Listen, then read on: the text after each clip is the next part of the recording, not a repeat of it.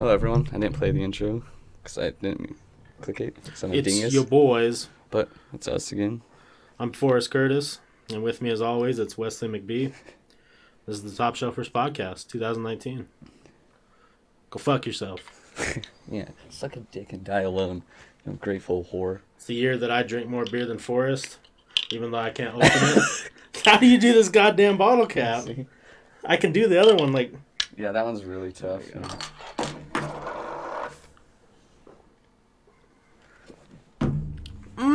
Good. I know, I haven't had Heineken in a while, and I was like, it's pretty good. I'm gonna start drinking to protest the new DUI law. You're just driving around throwing bottles out of your car. Is this what you wanted, Utah? Fuck the police. Come on. Next one is make sure it sounds good. Oh, fucking ad. You got an ad on our own podcast. Way to go, Twitch. Thanks, Jeff Bezos. To use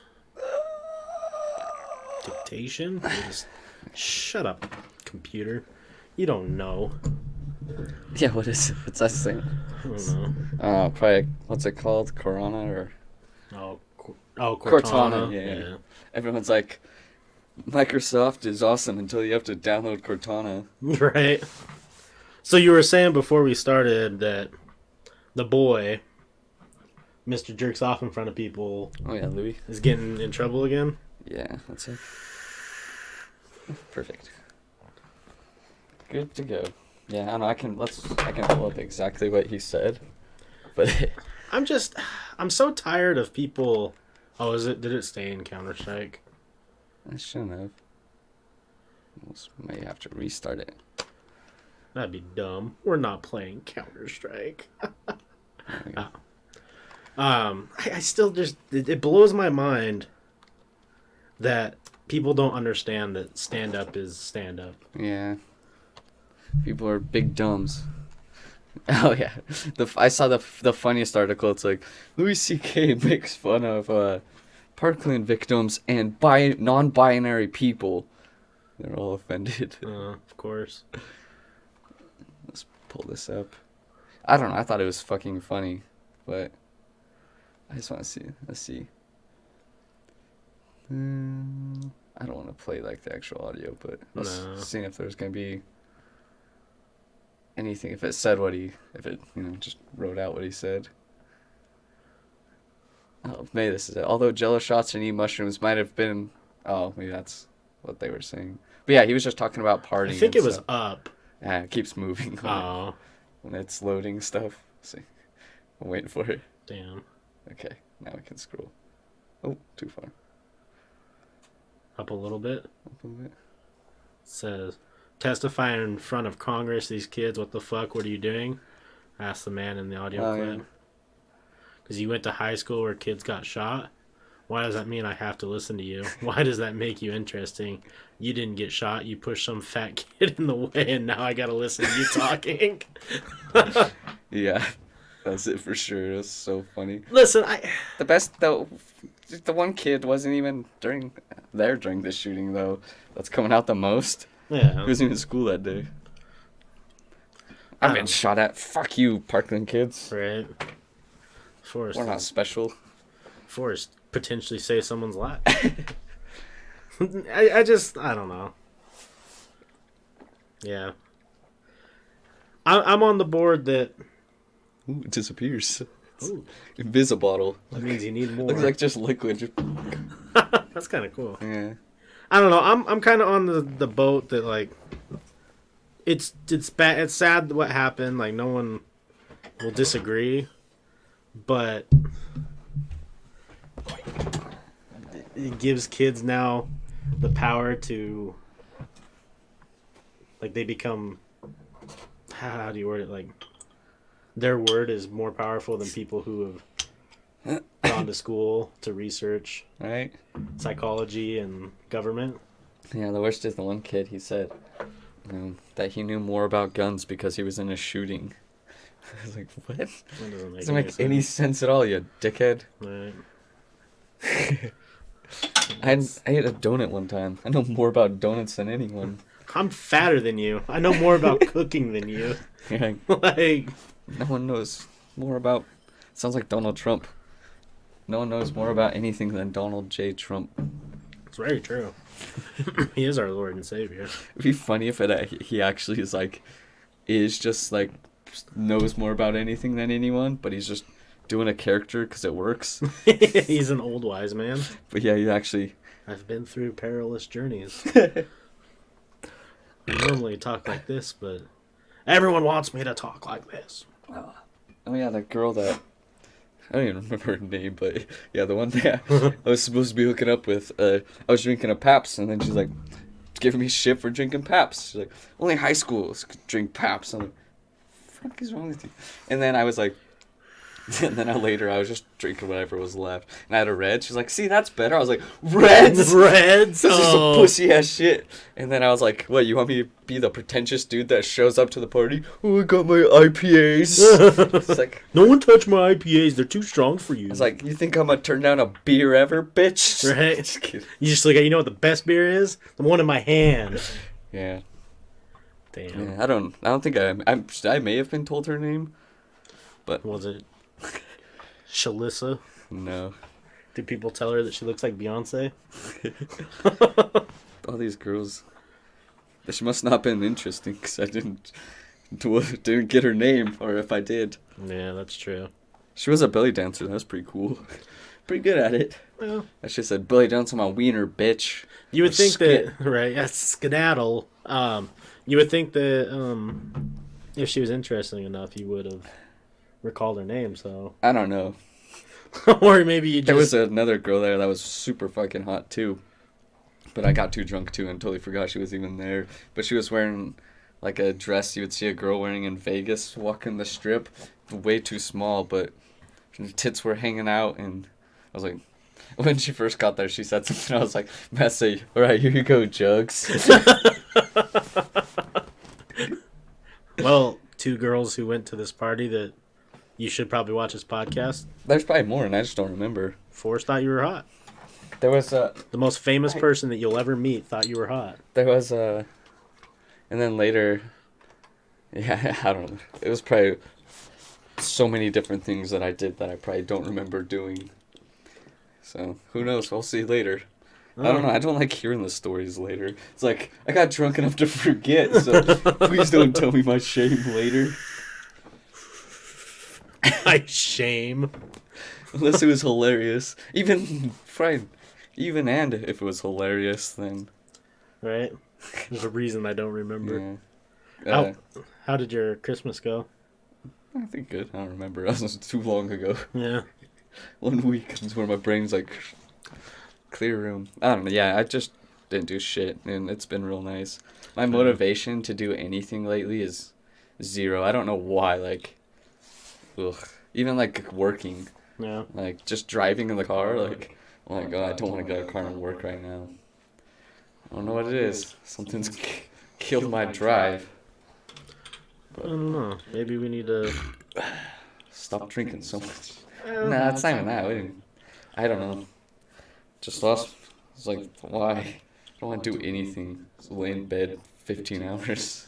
I did that the other day. Well, that's like all I did the whole Christmas break, because I went out like one night. So then from like Saturday till Tuesday, till Wednesday, basically, I just didn't do shit. My parents were out of town, so I was just me and Kai there, and Kai was gone most of the time too. So whole Christmas time, I was just hanging out in their basement watching TV for days straight. It was real nice. Dude, it's good to kind of just like not have to be anywhere, not have to worry about anything. Like just. I think I got too in habit now. Now I'm like, oh. Yeah. I just don't want to like simple stuff too. Like I really don't want to just do anything. You get a bucket to poop in. Don't want to go poop Haven't quite upstairs. reached that with me yet. I don't know. I'm sure there'll be something that you get. Yeah, it'll be back. Just this weather and The weather does kill a lot of it. Everything. It's fucking cold outside. yeah. It's funny. So we'll have a guest coming on here, maybe this week or by the end of this week. But His name's James, but I was talking to him today on the phone, and he mentioned something about his girlfriend never being up here before. Yeah. Never. Or I think he said they've never experienced actual snow. And I'm like, oh, so born and raised in that LA weather, and he's like, yeah, LA and San Diego's all. Damn. And I was like, oh, does she know that it's like 29 degrees right now? And he's like, yeah, I told her. We looked up the weather, and I was like, yeah, it's like 37 degrees. And she's like, oh yeah, that's the low, right? And he's like, no, that's the high. Yeah. When I gave Chandler a ride to the airport this morning, it was 14 degrees out. It was a little chilly. I don't know. I like the cold sucks. Like I'm not too like, it doesn't kill me. No, me neither. Like, I was just wearing a short sleeve for a while at the party. I was outside just hanging out, smoking or something with them, and like, where's your jacket? I was like, I'll get in a sec. Yeah. I do find it weird when people are like weirded out, like, cause like I go to work and I wear shorts still, cause like, I don't know, just don't want to wear pants at work cause I'm moving around. Aren't you cold? I'm like, kinda. Yeah. But like, I don't know. I like. And then from there, I was just rocking her sweet fur coat. Felt like a pimp. Damn, dude. Yeah. Is Wayne Brady gonna have to choke a bitch? The funniest, and then. So the night was the night before, yeah. So I don't know. One of the nights, several nights where things happened. But yeah, I went to the bar the one night. Yeah, that's the night I think we ran into everyone. But we were there. We went to this bar, Bourbon House, and we were just there. We were standing there. Chandler went to the bathroom, so I was just at the bar. And then Chandler was like, "Hey," and then walks up and he like looks past me and walks up. I was like, "Where's he going?" And his brother-in-law and his little sister were there, just standing around. I didn't even notice because we were both getting stuff at the bar, backs turned to each other. Oh. Yeah, and so I was like, "You were standing right behind me this whole time." Yeah, but then New Year's they came over. He did some DJ set thing at some party or something, and then he came over later and said, I was like, set it up in here, because I was real drunk.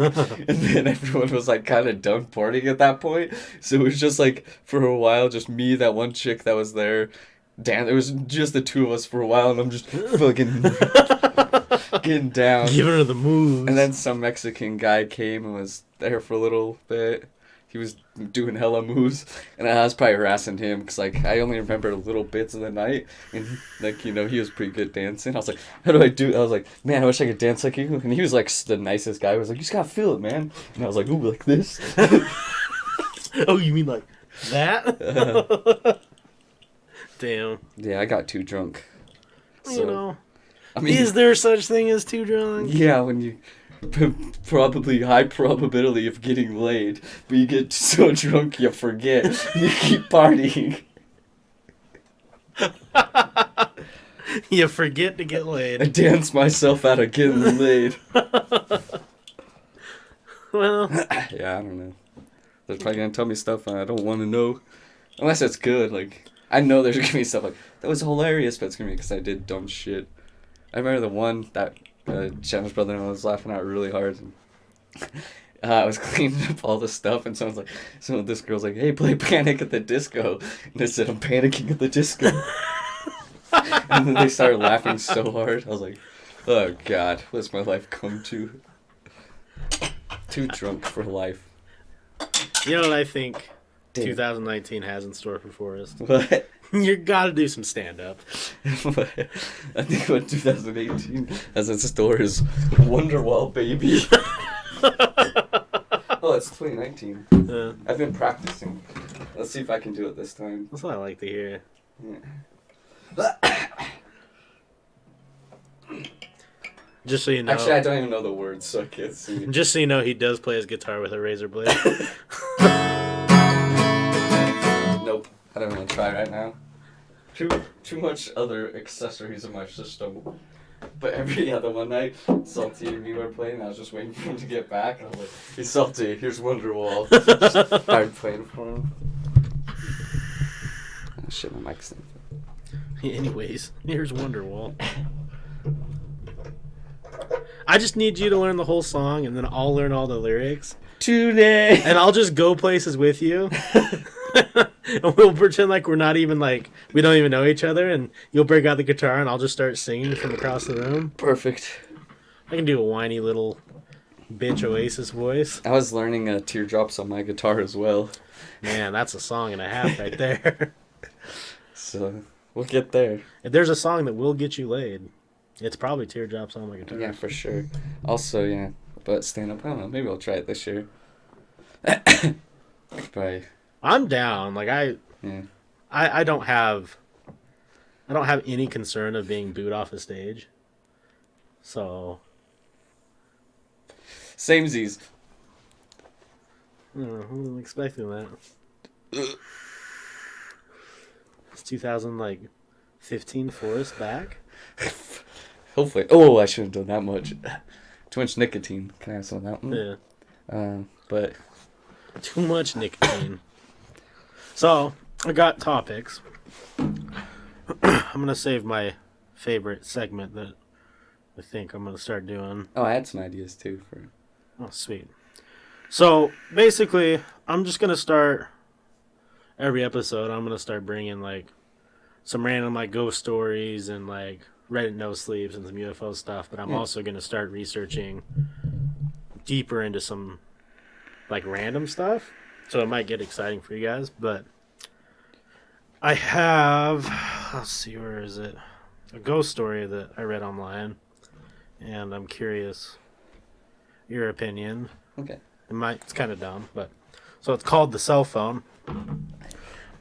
Don't know who it's credited, so go fuck yourself. A couple months ago, my friend's cousin, a single mother, bought a new cell phone. After a long day of work, she came home, placed her phone on the counter, and went to watch TV. Her son came to her and asked if he could play with her new phone. She told him not to call anyone or mess with text messages, and he agreed. At around 11:20, she was drowsy, so she decided to tuck her son in and go to bed. She walked to his room and saw that he wasn't there. She then ran over to her room to find him sleeping on her bed with the phone in his hand.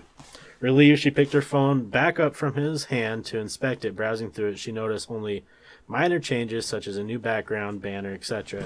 And then she opened up her saved pictures. She began deleting the pictures he had taken until only one new picture remained. When she first saw it, she was in disbelief. It was her son sleeping on her bed, but the picture was taken by someone else above him. Jesus. And it showed the left half of an elderly woman's face.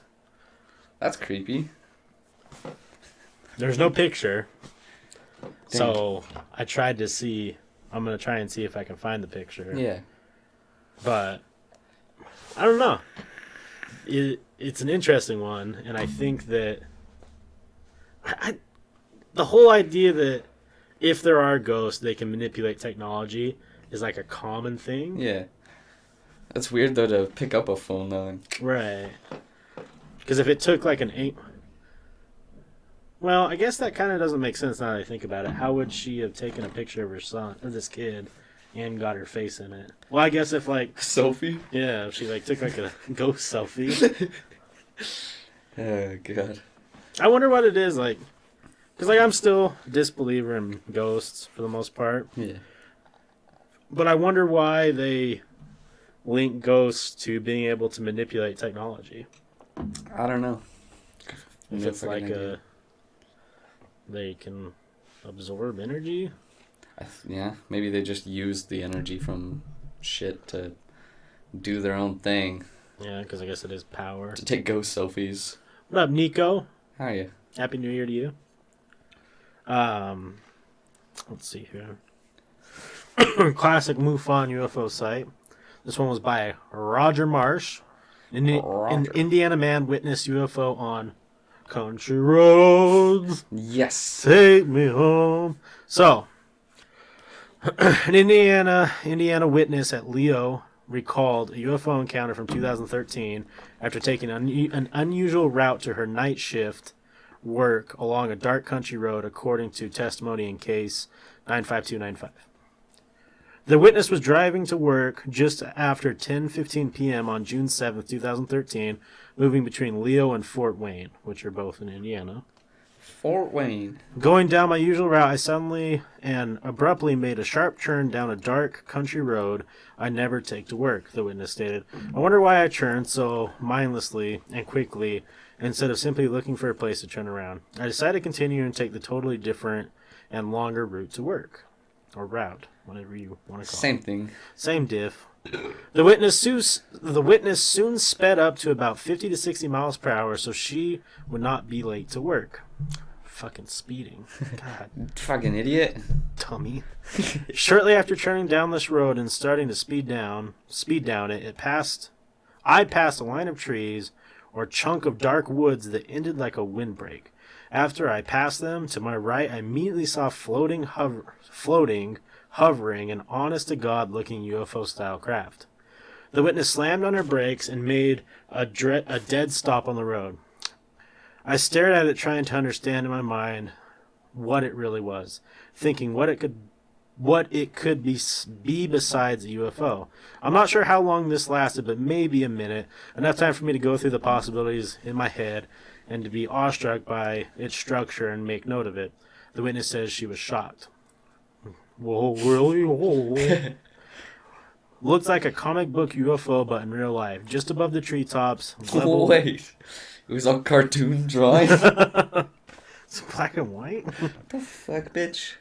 Under the craft was an open area. Okay, so looked like a comic book UFO, but in real life, just above the treetops level was the bottom. Under the craft was an open area, no trees or homes. A larger, newer mansion-style home was to the left of the craft. The trees to the right of it, the craft appears to be similar in size to the mansion. Adjacent to the road, not back as far as the house was close to this thing, beside and in front of it. Sweet grammar, guys. The witness realized that if she screamed or honked, the house was close enough that they would have heard it. There were lights on inside and outside the house. The craft had green lights and white lights, and I recall blue to it. And as I looked closely, there appeared to be like a line of windows around the middle top portion. Possible figures or shadows behind the windows. It was a smooth, dark, shiny metal. It had no wings. Lights under it, lights around the middle part. The smaller bubble on the larger bubble type comic book style craft body. So they're just basically saying it's a flying saucer. Yeah, that's kind of what they're doing. Your generic flying saucer. Hard to explain, but I could draw it. Made no noise, just hovered silently. While she stared at the object, she reached over to the passenger seat to grab her phone, tucked inside her purse. I was digging in my purse blindly. I never took my eyes off the craft. All the contents of my purse fell to the floor. Then I began scrambling for the phone, reaching down to feel it on the floor, still looking at the craft as it was rising up. As she tried to locate her phone, the craft slowly began to rise 90 degrees straight up in the sky. Still could be seen good. When I had my phone in my hand, it then immediately started to float faster towards the right, and then shot across the sky like a shooting star, streaked white towards the right of the sky, and disappeared in a second. It left the streak line for a second behind it and was gone. The woman soon posted to my personal Facebook on June 7th at 10:56 p.m. about it soon after arriving at work, just after clocking in. I played it off as a strange plane, but did somewhat describe it. When someone commented UFO, I continued to play it off as a plane so people wouldn't think I was crazy. Also, I felt kind of terrified to give all the details out. I felt like I was guided and somehow entrusted to see it, but it didn't want me to take a picture. So I felt uneasy really sharing the details and played it off. I did tell my close coworker, nurse, about the event in detail that night because I knew she wouldn't think I was crazy. And she wouldn't say anything. She believed me. I told some close family, too. But the witness recently wondered about it. I brought it up to people who I told, who say they don't remember me telling them about it. Some do, but the memory is vague to them, as if it was an insignificant thing. And that's from the Indiana State Director, Jeremy Iframosin, is investigating. The witness quotes were edited for clarity. Oh, what was she really saying then if they had to edit it for clarity? And she probably just didn't know English too well. Oh, God. So I do think it's interesting because we've read some, these UFO sightings Yeah. on here, and similar colors across the board. It's always like green and white. And, yeah. Blue. And it does seem like there's a lot of typical flying saucer. Maybe there's a reason it's the flying saucer. Like, there's a reason. Maybe that's what it is. Who knows? It's almost like the mass media wants to discredit like the flying saucer. It's almost like, oh, that flying, okay, like. I think there's a reason that's so popular and what people are seeing. Right. Sam, they're here. Damn, dude, it's about time. Hopefully. Come take us to your leader. I just want it to be like on Futurama, just aliens on the news. It's just normal life. Right. It'd be way more interesting. Mm-hmm. How fast until you try to bone an alien? Immediately. Day one. I don't care what they look like. They're little squid people. We're gonna have kids. It's gonna be like Squidbillies. Damn. That's what I'm talking about. Oh, yeah. They got a hole. Maybe I have better chances with them than I do humans. Yeah, it's like that whole foreigner thing. Like, whenever you go to a new country, they always think you're attractive because you're a foreigner. Right. They're like, the alien's like, oh. It says like, blah, blah, blah, and then the subtitles like, I like your accent. God damn it. Yeah, I'm down. I'll bone it. Maybe I'm popular among the alien ladies. Yeah. Because the people ladies don't like me so much. I know you're popular in the Sasquatch community. I'm trying. That'd be sweet. I just start boning like chicks that are like fangirls of Sasquatch hunters. Dude, that's the dream, man. That's the dream. I don't even know what these girls look like though. Well, they probably wear similar hats like this, but not trying to be funny. They just think they look really good. Yeah, you're right. I'm okay with it. So what, you said you had some ideas? Oh, yeah. Probably not today, but like I was thinking like maybe one show a week or something. You just like tell me 3 random words and I have to make a whole story. Oh, I like that. Using those 3 words some point in the story. I like that. Because I could definitely do some Improv. making up. Some good old improv. Yeah, so I don't know. That'd be cool. Do you want your hard-hitting question? Yeah, I'm ready. Okay. So all throughout history, different time periods have been labeled different things. Yeah. Renaissance, Depression, all those different things. Mm-hmm. If the Earth survives for the next, 400, 500, 600 years or whatever, and they start going through the history books, what do you think they're going to call the time period between 2000 to 2020? To 2020? And let's just say we're going to keep going, like nothing drastic is going to change by 2020. Oof. And what do you think's like the takeaway from like studying that time period? I don't know. I think it's definitely going to be something technological, like just maybe, I don't know. Because I think definitely from, what'd you say, 2020, right? Yeah. Yeah, so definitely from the 90s, like, this is definitely like, I don't know, internet era or something. The biggest boom of technology that ever happened.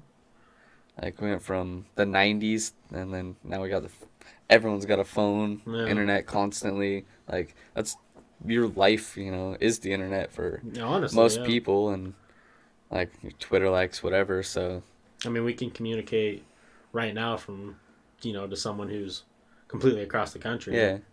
Yeah, it's me. I don't know. Something technological. What do you think about people-wise, like society? Sensitive and unsocial. I don't know.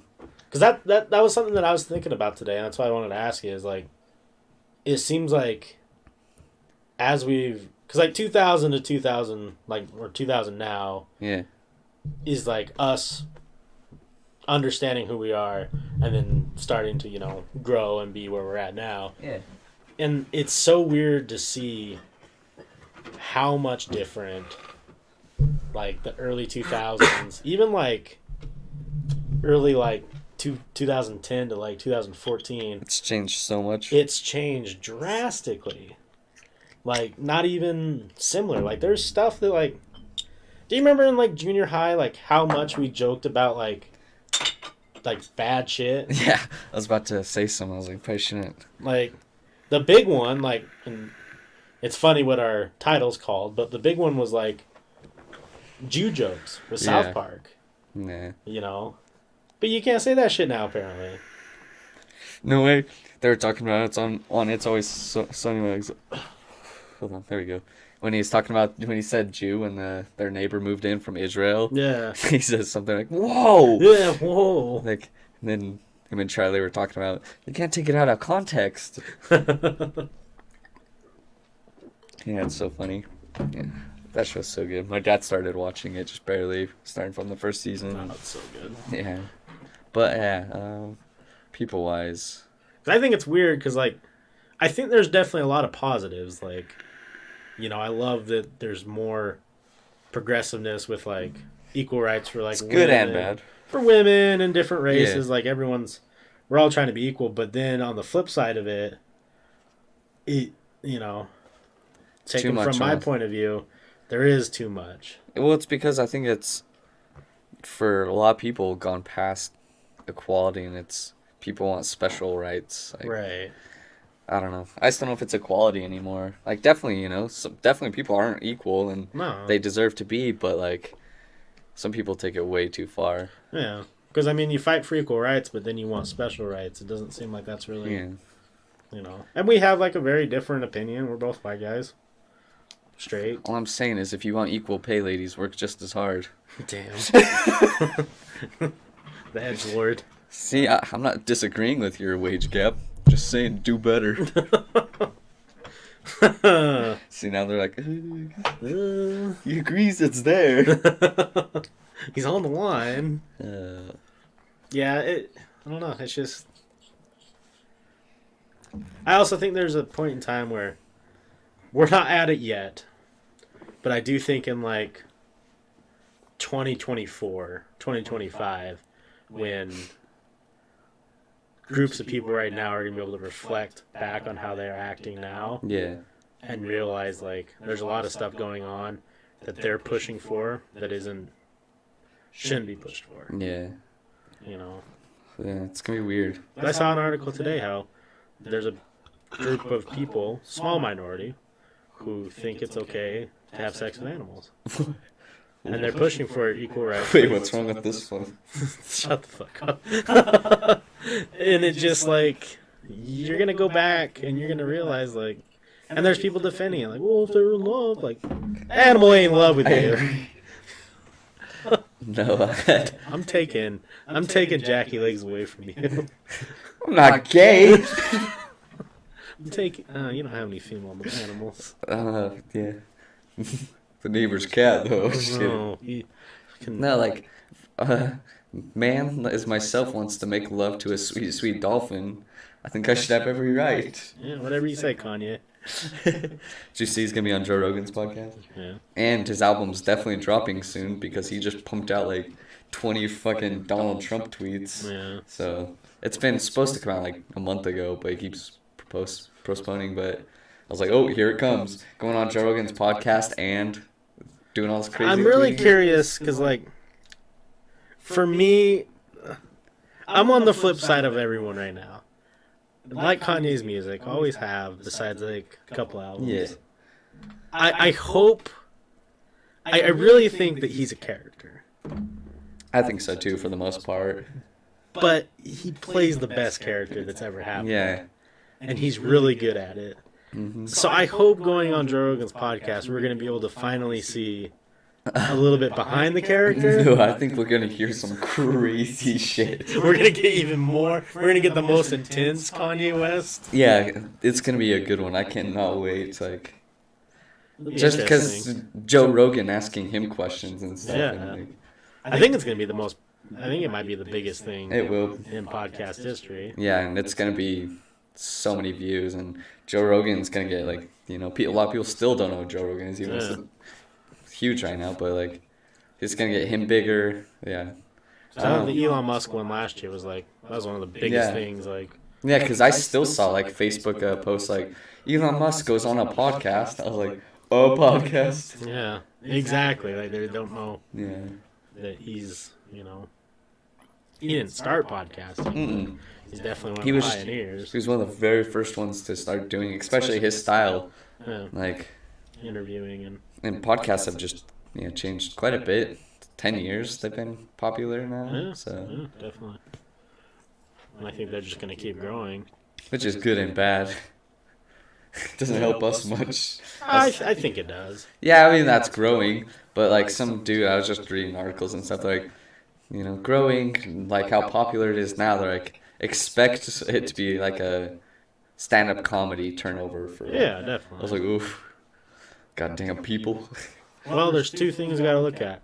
We gotta do better, and we just gotta stick with it. I mean, Exactly. I won't lie. There's been times where I'm like, well, maybe we should just stop. Yeah. And I'm sure you've had the same thoughts. Yeah, but I just don't think.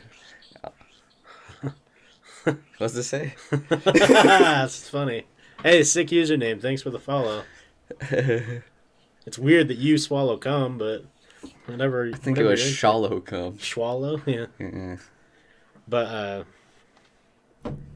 I don't know if we've really talked about this, like as a on podcast or whatever. But I've never really done anything like just for myself. I feel like this is the first thing that I've ever done. Like obviously with you, but like I'm doing this because I want to do it. Yeah, for me, yeah. I got booze and this. Yeah, two things. Yeah, I don't know. Because mostly growing up, like everything was like, you got to do that because you got to do that. Like, yeah, definitely. Even like sports, like I loved playing sports growing up. Don't get me wrong. Like, it's one of the things that I missed the most was like heated competition. But like, part of me was like, am I doing this because like people want me to keep doing this? Because like my family got me into it, and like everyone's like, oh yeah, like. So I never really felt like I was doing it for myself. Yeah, I feel you. And this is the first thing that was like, oh, we've grown this all by ourselves. Yeah. No one's helping. Yeah, same. I haven't done shit. Yeah. Don't stick to anything. Right. But, yeah, I don't know. I feel like, too, if we were to stop now, 2018 would be the worst year of my life. Right. That was a huge waste. That would be, yeah, for sure. Rough. Yeah, I think about getting another job soon. Yeah. I don't want to be... Fuck, if I don't move out this next year, I could potentially be 26 and live with my grandparents, so... Yeah. Can't have that. Yeah. Once you pass the halfway mark, you're like, ugh. Hey, buddy. Yeah. You gotta get your shit together. So, I don't know. I'll probably definitely try to get in just another part-time, because I make enough, like, doing this part-time, and so... working with my dad and then having another part-time, then that's better and probably easier than just having one full-time job. I can see if he can come work with me, or you can always get on Amazon. Yeah, that's what I was thinking. Like, there's plenty of stuff I can do just part-time to, make some more money. Never hurts. Yeah, or if I find a good full-time job, I'll do that. Right. Well, I'm definitely interested in potentially moving out. Either with you or something, but yeah, I don't want to do anything too wild. Like, I'm not trying to have a party house or anything. I just literally just don't want to be. That's always been my biggest fear, and I don't necessarily like. I don't think you would be the one that I'd have to worry about. Yeah. But like, that's why I didn't ever move out, is because I was like, I don't want to live in a party house. Yeah. I would like a house. Yeah. Or a townhome or whatever, but like I just don't. Yeah, I don't know. I like my peace and quiet. That's what I'm saying. Having like people constantly there, no thank you. Yeah. Yeah. I get if some of the boys want to come over like on the weekends and shit. Like that'd be the cool part about like that, because you can fucking poker nights, whatever, stuff like that. But, ugh. Yeah, too old to be partying. Well, and I just remember like. And I'm granted, I didn't do a lot. Like, there was times where I just bailed too, but the cleanups at that 1500 South house after like a long weekend, fucking just disgusting. Yeah. I remember when you cleaned the carpets the one time, and it was like those carpets went from. I thought the carpet was brown. The carpet wasn't brown. Yeah. So many people. Yeah. It's good times. Yeah, it's fun, but. If you actually owned your own house, it'd be a whole different story, because I would be much more irate. Yeah. Definitely. People spilling shit and fucking stuff up. And yeah, definitely. Like, yeah, like, from this point on, like, I didn't think I would ever throw a party, unless I'm super famous, then. Well, that's different. Yeah, but, like, just normal living-wise, like, throwing parties, just random people, I don't want to random, like, Yeah. I think for my definition of a party now, like, the biggest thing that'd be a party for me is just inviting over friends, you know? Right. Like, hey, you want to come over, play some beer pong for the first time, you know? Yeah, exactly. Like, That's fun. 10 people, but, like... See, and that's what's fun to me. Yeah. Like...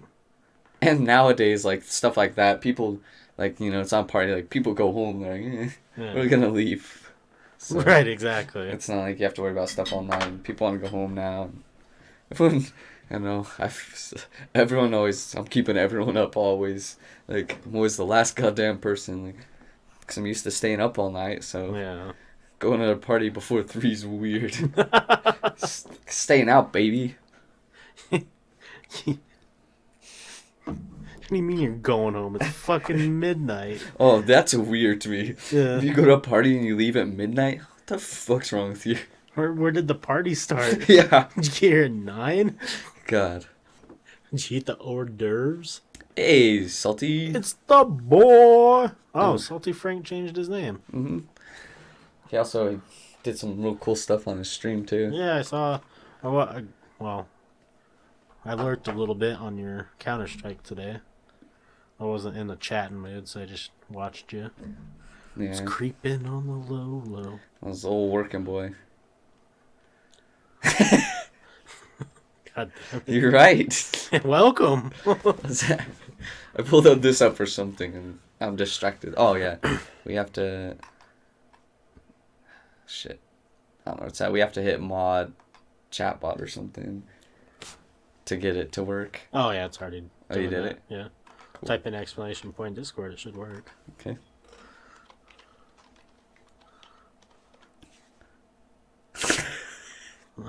Okay, type in / mod chatbot. Is that what it was, then? It's mod Steam Labs, I think. It worked yesterday. I was fiddling with it on my computer. Oh, yeah. I was going to start making them, but I tried making them, but we need to get Photoshop. We can get our new icons, personal ones for people that sub. Oh, cool. And then you have to put like different ones for like, 3 months, 6 months, and you get special ones. But yeah, we can do it. I started making them, but I want to get that pain. picture that you were working on for the new, cover or whatever. Which one? I don't know. It was just. I put one of them as a new one on YouTube. Oh, did you? Yeah, I think I had to fix it though, because I was trying to do it from my. Because I really liked the one that you were working on, but you said it was too small or whatever. Yeah, I think I made one though. I think I got it. I think I had to move the thing around though. I think it says, yeah, see. Yeah, I like that a lot. Yeah, so I put that one as there. But yeah, I have another one I was making too. Yeah, I might switch it on here too. Yeah, I can make more. What up, Bay 1, Boy 2? Hey! Welcome, friendo. How are ya? So, I hope you're ready for this. You ready for this? Didn't work. I was gonna do it to myself. Haven't you seen the videos? Yeah. Yeah. Had it open too long. So, I'm going to give you guys a little backstory on what this next segment is, and I'm going to try and do it at least once a week because I think people are going to enjoy it. Okay. So, the backstory is I have a friend that lives in Colorado, and she works at a sex shop. Whew. So, toys and all that. And this shop also has what's called an arcade. And what the arcade is you're like in movies where you go back there and you go in like a stall and you can put money in there and there's porn playing. Damn, it's like the good old fashioned times. Good old days. And people obviously go back there with other people and This is Right. So, with that being said, this new segment I'm calling the Shop Chronicles. Mm-hmm. I think it's a good title. Yeah. And what it is she has told me some of the most wild fucking stories. And I'm like, you need to make a YouTube or do something with these because people will want to hear this. Yeah. And she doesn't want to. Don't know why. You probably should if you're listening. Thanks for the fucking help, though. Yeah. So I'm going to get the stories from her and then I'm going to tell them. Now, I want to preface by saying that not all these stories are funny. This first one I'm starting off with is not funny necessarily. Oh, it is fucked up. I'm stoked, man. This is a good segment. Yeah, I'm a big fan of what it is, so I'm going to jump right into it. Shop Chronicles, episode 1. Damn. For your ass. I'm going to read it just as I had her type me up the story. So I was having a pretty normal night. We were pretty slow because of the holidays, so most of the customers that were coming in were regulars, arcade customers, or porn guys. All of a sudden, 3 people walked in the store, and I immediately ID'd them because they seemed super sketchy. This is when I realized that the 3 of these people were related in some way. From the age difference, I assumed it was a mother, father, and a son. Although it seemed weird initially, I didn't question it first because I've had mothers and daughters or fathers and sons come into the store before. Usually these kinds of interactions were just the families being awkward, looking at some toys, laughing, and then leaving without purchasing anything. This family was different, though. The kid seemed visibly uncomfortable and awkward. Oh. He didn't talk much, and you could tell that he had some kind of issues going on mentally. This is when the parents started to comfort the kid. The mom kept saying things like, "It's okay, sweetie, and everything will be all right. You just have to relax." They looked around the store for about 10 minutes before finally coming up to the counter to buy lube and condoms. I was slightly relieved for them to leave because I felt even more awkward when I heard the parents talking to each other, saying things like, "He has to lose his virginity sometime, and we have no choice but to help him at this point." I kept my cool, though. Maybe they were just buying him these things to help him prepare for when he does lose his virginity, right? When they came up to the counter, I asked them if it was going to be all, if this was going to be all they wanted, and if they found everything okay. They then asked for a ticket for 3 to the arcade. What the fuck? For those of you who don't know, an adult arcade is basically a private viewing area for porn. Our arcade specifically has 120 different digital channels of porn streaming in 22 individual booths. We have 6 different booths with glory holes, and we used to have a window booth that had since been boarded up because it was too much of a hassle to clean for our janitors. Oh no! Our arcade specifically attracts mostly gay males or guys who are on the DL who want to suck a dick without their wife knowing. Anyway, it was really hard for me to not show how visibly uncomfortable I was with the whole transaction. I asked if they wanted 3 separate tickets, or all 3 on the same ticket, still holding out hope that this was some weird way to prepare the kid to lose his virginity. My heart literally dropped when they said the same ticket. I finished the transaction, buzzed them back into the arcade, and watched the cameras horrified as 3 of them walked into the same booth together. They bought about 2.5 hours worth of time back there, so I had a couple of my regular arcade guys go back and check to see if they heard anything strange going on in the booth. One came back and said, "All I hear is porn and this couple in the booth fucking." I didn't have the heart to tell him it wasn't just a normal couple. I had literally witnessed real incest. Thankfully, my shift ended before the time was up because I don't think I could look these people in the face knowing what had just happened. I almost wanted to tell someone in our corporate office or call the police, but our company is fucked up when it comes to arcade business. It's the biggest moneymaker in the company, and they don't want to risk having it shut down for something that we can't prove. We can't prove without a reasonable doubt. What? Fucking good parents, am I right? Oh no! Oh no! Salty said this story should be called "I Don't Think We're in Alabama Anymore." Sweet home. God. So you guys can expect more stories like this. From my understanding, she's had tons of them. One that I'm looking forward to getting all the details on, I'll give you a little teaser, is a gentleman who purchased one of those $3,000 sex toys.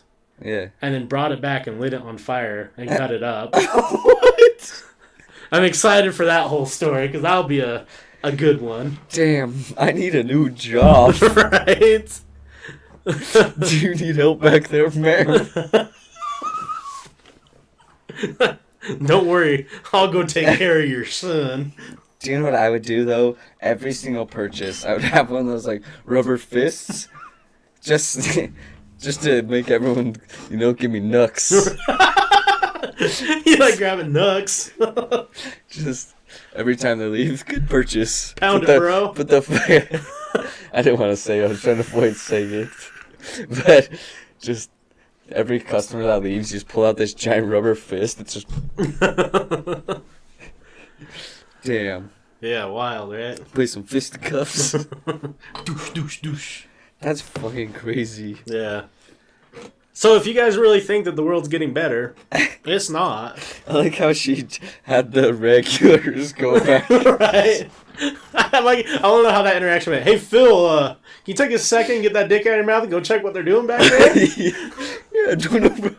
Oh, God. How was your life come to where you're a regular in a sex shop? I didn't even think about it. Regular arcade guys. Damn. Like, I understand a bar and stuff or strip club, but just going to the glory hole section in a sex shop. Right. You're a regular. Do you think it's like a job? Like Phil walks in, he's like drowsy. Another Monday, I guess. Comes out wiping his mouth and tying his tie back up. He's gonna go back to just another normal day at work. Oh, God. Yeah. That's just... I ask her, like, can you talk to your customers and see if they'd be willing to do selfie pics to send us in? Oh, because I want to know some of the regs. Yes, that would be the shit. Because what I'm thinking is, these guys are, like, in my head, they're probably crazies, but no way. They're probably just an average-looking folk that, you're like... Damn, Samuel's sucking off Jared? I'm willing to bet you 100% there's at least a man in his 50s, normal build, white hair, white chest hair, wears Hawaiian shirts, and brown khakis. Yeah. 100%. Yeah. There's going to be some people in there that... Sometimes you want to go where everyone knows your name. Damn, we can make this a TV show. God damn it. It's that you know that song, right? And it's every time like it cuts to another person, it's just this guy with a dick in his mouth, and he takes it out and looks at the camera. Oh no! Guy walks in. No. It just Yeah. just a dick. Welcome to the Ram Ranch, boys. What's up, Goggles? Oh Lord. That's crazy. I can't wait for these stories. Right?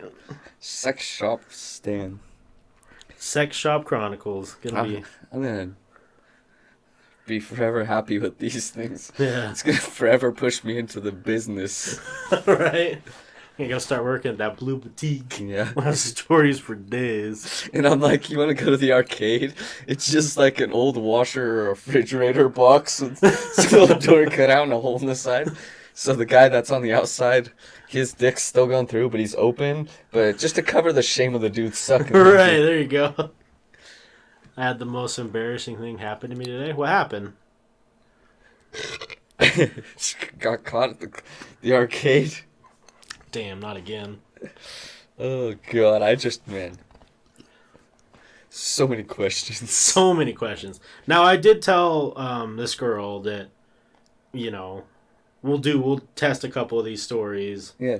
You know, and see how people like them. Like, if they start getting good, and, like, people, like, I know people are going to enjoy them. Yeah. I enjoy them. Oh, for sure. I'm stoked. And I know everyone else, once they hear it, are going to love them. Yeah. And I was like, I would like to get you on, either just on Discord or whatever, and have you tell them, like, firsthand. Yeah, because it's much better. Way better. Once a week or something. Yeah. Like, she calls in, she tells the weekly story, or she has probably already tons built up. So Oh, yeah. From my understanding, there's hundreds. I would love to, yeah. Because, like, almost every day there could be an interesting interaction, right? Yeah, even if she, I would like it for her to, like, call it, that'd be good, like, because then I can ask her stuff. Right. But, like, if she wanted to, like, you know, just record herself basically. Yeah, and then we could play it. Yeah, and then just play it through. Yeah. But, no. Or if they have a Yelp and it's like, yeah, I only got my dick sucked twice there, 3 stars. Hopefully. My boss is hot and You continue. gotta bone it. Did you give someone the flap, Google? Did you accidentally drop a carton of eggs, so right when you had a boner, and then in your khakis, she's just, oh. Oh. Oh. What was that? That's not the eggs. About to bust my yolk, baby. I got real quick. You should give me that yolk. She caught me checking. You know, Googles. You're a young whippersnapper, good-looking dude. Just go tell her what you think. She's like, I know you caught me looking. My name's Googles. I'm a famous Twitch streamer. What's up? I know these guys who do a podcast, too. You should check them out. I know this guy, Salty Frank. He's real cute. Guy walks in. Norm. Salty, how have you been? I don't talk to you in like a good week and a half. Oh shit, you right. See, Googles? That's what I'm saying. Sometimes you just gotta go for it. Worst comes to worst, she's like, oh, no. And then you're like, alright, might be. I'm gonna go back to work. Hit her with the deuce. Dude, one body, there's so much liquid, man. I felt like I was peeing for 8 years in there. Just caught you checking. Oh man, you were caught lacking, Googles. I do like. I was gonna give you a compliment. You were on the Chungus Gaming before anyone else was. Chungus, baby. Chungus is the boy. Good old big Chungus. Have you seen the one that the guy he made? He's like, hey, I got you a present, man, to his friend. And he had printed out in one of his PlayStation cases the cardboard thing. Oh, I did see that one. He's like, what is a PlayStation? Yeah. How often do you live stream? You can expect Monday, Wednesday, Friday. For sure for podcasting. We do gaming on our off days every once in a while. Yeah. They're not really set. Just when we feel like it. Yeah, for gaming, it'd be Tuesdays and Thursdays or after the podcast. Or on the weekends if we're up for it. Yeah, or, probably Sundays. I am actually personally might start streaming a little bit more games on here. I want to get our Elgato. And, yeah, I think I know where that's at. And add the adapter for the old systems. Mm-hmm. I think I'm going to try. Don't quote me, people. I don't know how hard it is. I'm going to try and not break any records because I'm not about that life. Committing that much time. But I'm going to do some speed runs in Star Wars, or not Star Wars, Jesus, Star Fox 64. Hell yeah. I really like that game. We'll see how it goes. So, I've been on this weird kick, changing subjects completely, about unsolved mysteries. Yeah. I don't know why. I like that too. It's dope. Yeah. So here's one. I did not read this one. Okay. Because I wanted us to both hear it firsthand. So I just copied and pasted the article. It could be dumb. It could be cool. I hope like right in the middle. It's like, and then a group of these fellas came to my house. And so you're like trying to read over it. Don't know this was going to be in here. So it was titled, this is the awful title. It's called Salem Secrets. Here we go. So from my understanding, what it is a prison up in Salem, Oregon. I don't know anything else besides that. It was just on a list of unsolved mysteries. So I'll go ahead and start it. The Oregon State prison system didn't have a great reputation in the 1980s. Allegations of employees smuggling drugs behind bars and stealing state property were rampant. To combat the perception of impropriety, then Oregon Governor Neil Goldschmidt invited Michael Franks to come in and clamp down on the activity, as well as cure an overcrowding problem in facilities. I'm just going to call him Michael because his last name's used. I don't know how to pronounce it. Who has previously worked within the New Mexico prison system, had a reputation for doing things by the book. He spent 2 years slowly building his case, but before he was able to point the finger at anyone publicly, he was found dead outside of his office in Salem on January 17th, 1989. A victim of a knife-wielding assailant who had pierced his heart. Oh, shit. Police pieced together Michael's final moments and believed he was robbed and stabbed by a drug dealer named Frank Gable. What a Gable. What a Gable. Although Gable was convicted, Michael's family believed Michael's death was related to his investigation into the prison system. One eyewitness said he saw multiple men running away from the crime scene on the night of his death, contradicting the Gable story. Oddly, no paper detailing Michael's research was ever found. But several eyewitnesses saw employees carrying bags of shredded documents out of his office following his death. Gable was thus far been unsuccessful in getting his appeals heard, despite several witnesses coming forward to cite police, don't know what that word is, police during interviews and recanting their statements that he was at the crime scene. In 2016, so quite some time after, he died in 1989, 2016, a magistrate judge heard arguments for a new trial, including statements that deceased criminal John Corse made to relatives in which he confessed to killing Michael in a car burglary gone wrong. Shit. Corse revealed several key details of the crime, including the fact that he punched Michael in the face during the confrontation. Michael had a bruise on his face, consistent with Corse's description. Though Gable was still considered the perpetrator, both Michael's family and the team at Unsolved Mysteries consider Michael's untimely death an open case. For sure, that's crazy. Right. So I'm going to do a little bit more research into that one, because, like, it's, like, that's what people like nowadays, are these crazy unsolved mysteries, like... Damn. That's one of those wild man is running around with a... Right? Well, and what it sounds like is whoever is in this prison system doesn't want something to be found out. For sure. So if they're really smuggling drugs and doing illegal activity... I guarantee it, but yeah. Someone was like, hey, go take this guy out. Man. Because if this guy really plays by the book, obviously, if he were to come in and start changing things up. Yeah, definitely, yeah. So yeah, it sounds like some sort of hit to keep him... Yeah, keep him quiet. Yeah. If I saw something he shouldn't... I've been well. What is... It's just Christmas was a bit of a comedy of errors. How about yourself? Well, I'm going to need to hear more about your Christmas. Merry Christmas. Merry Christmas. My holidays were good. We have some shitty family health problems going on. I know you watch this, Grandma. I hope everything goes well. She's diagnosed with breast cancer. Not fun, but we're working through it. But besides all that, it was good. Family came over for Christmas, played some Phase 10. I got whooped. I was mad. Family hasn't talked to me since. I said some cruel things. No. You freak the fuck out. Fuck you. Fuck you. You're cool. Fuck you. I'm out.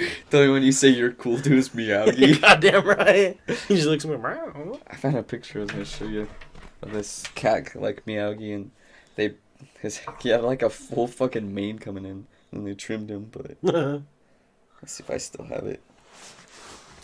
Oh, did you see the video of that transgender freaking out? Oh, yeah. Someone, my favorite is someone commented on it, like the video, because, you know, they're like, ma'am, step outside, and someone commented, that's not very ladylike. They're like, I wish that guy just by the counter was just said that. But yeah, see? Oh, damn. He's a big floof. He had a whole mane, but they trimmed him. Damn, why would they trim him? I don't know. I was like, that's crazy. Just, it's like Miyagi up there, but then... And then just fucking... The savior of the Westeros needs right there. Yeah. Here's another picture of the transgender thing. I don't know if you saw it, but like, I knew they were familiar from somewhere. Oh, damn. Would you fuck me? Right? I'd fuck. It's ma'am. It was so funny. Call me fucking sir. That video was super awkward. Just kicks up in there. What were they? Do we even know what they were arguing about? I don't know. All I know is that they were arguing, and then the person's like, sirs? Or just kept saying sir. You said fucking sir! Freaks out. Yeah. Well, I mean... That's a huge bitch. Take it down a notch. Don't be so mad. The second You're that I intimidating heard... people, ma'am. And yeah, the second I heard though that like freak out over sir, I'm gonna say sir again though. Yeah. Sir, relax. I look at it. Yeah. I mean, Just not to be like, you know, but just to be a dick because you're freaking out so much. Instead of saying, hey, like politely, and then I'd be like, okay, but you start freaking the fuck out. All right, and then we got to talk about the dude at the vape store. Oh, yeah, the MAGA hat? Yeah. Is that what you're talking about? He was wearing all Trump clothes, and the dude wouldn't serve him. He freaked out, too. Yeah. He was like... Well, and it was... The best part about that whole entire video is the black guy at the counter. Yeah, he wouldn't help him.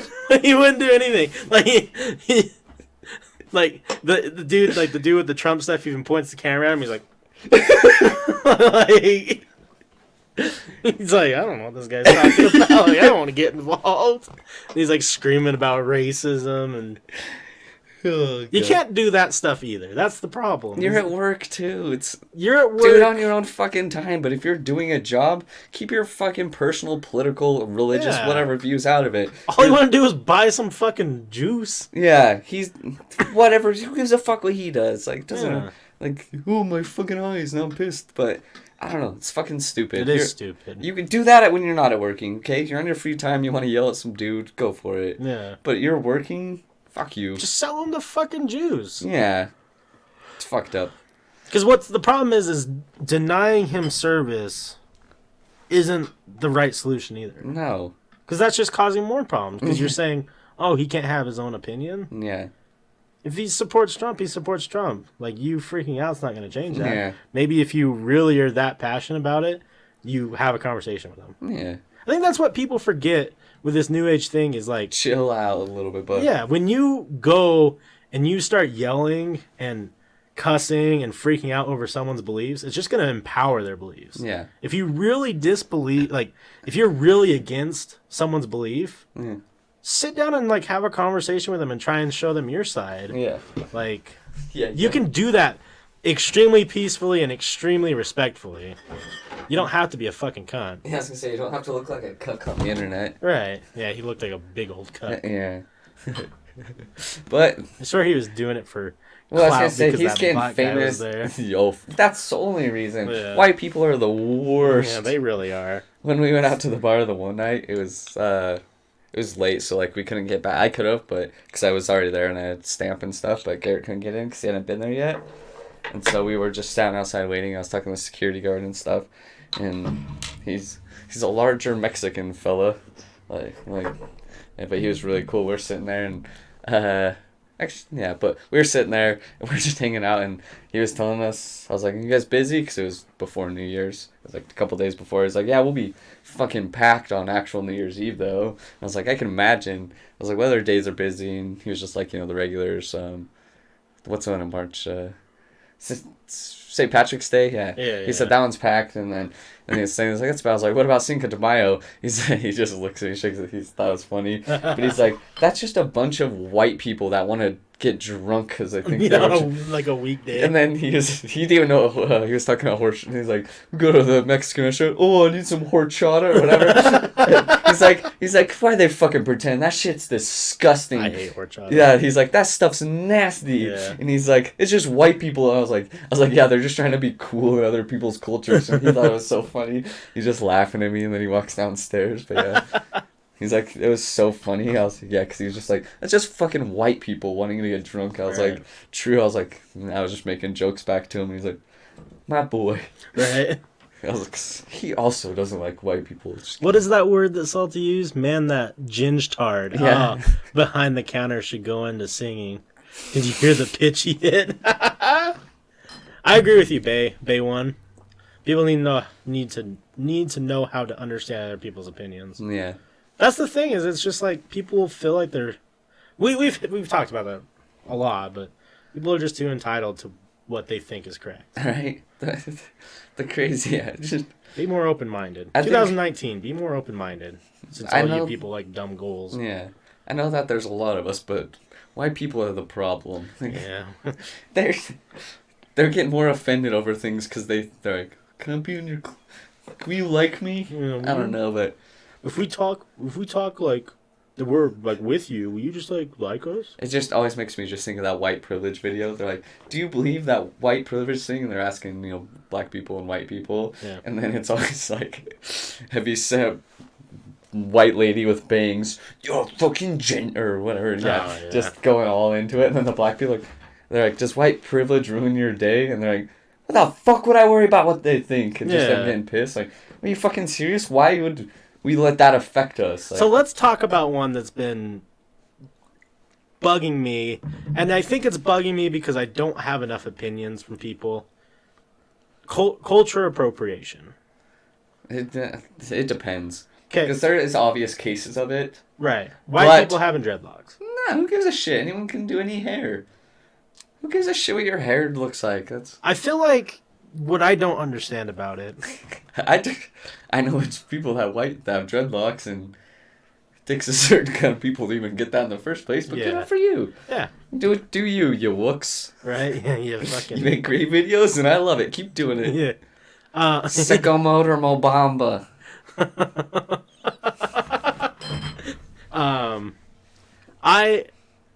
I'm this is what I don't understand, because I thought culture was something that's supposed to be celebrated. Yeah. So if I am partaking in your culture in some way, I would think that'd be more of a compliment. Yeah. I think for sure. As people don't realize what's being offensive and what's not, Right, because I can understand maybe some of the costume stuff. Yeah, Might stuff be a like that, little or offensive. when it's obvious, you're trying way too hard, but Yeah. But I even hear Taco people, Tuesdays. yeah, I don't stop. know, but just stuff that's way. And it's yeah. There's things between doing it offensively and then just like you said, appreciate the culture and. Well, I don't know. I saw someone complaining or posting about how dreadlocks are culture appropriation, and I find that really silly because it's a hairstyle. Yeah. Right. Any hairstyle, anyone can do. Fuck them.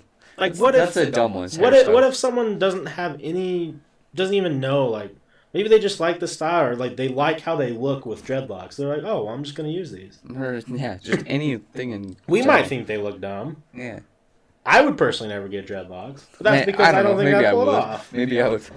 Yeah. Do that a little bit. Yeah, I think when you have dreadlocks, you're pretty much free will to do what you want. So if I want to just that, you can do that already.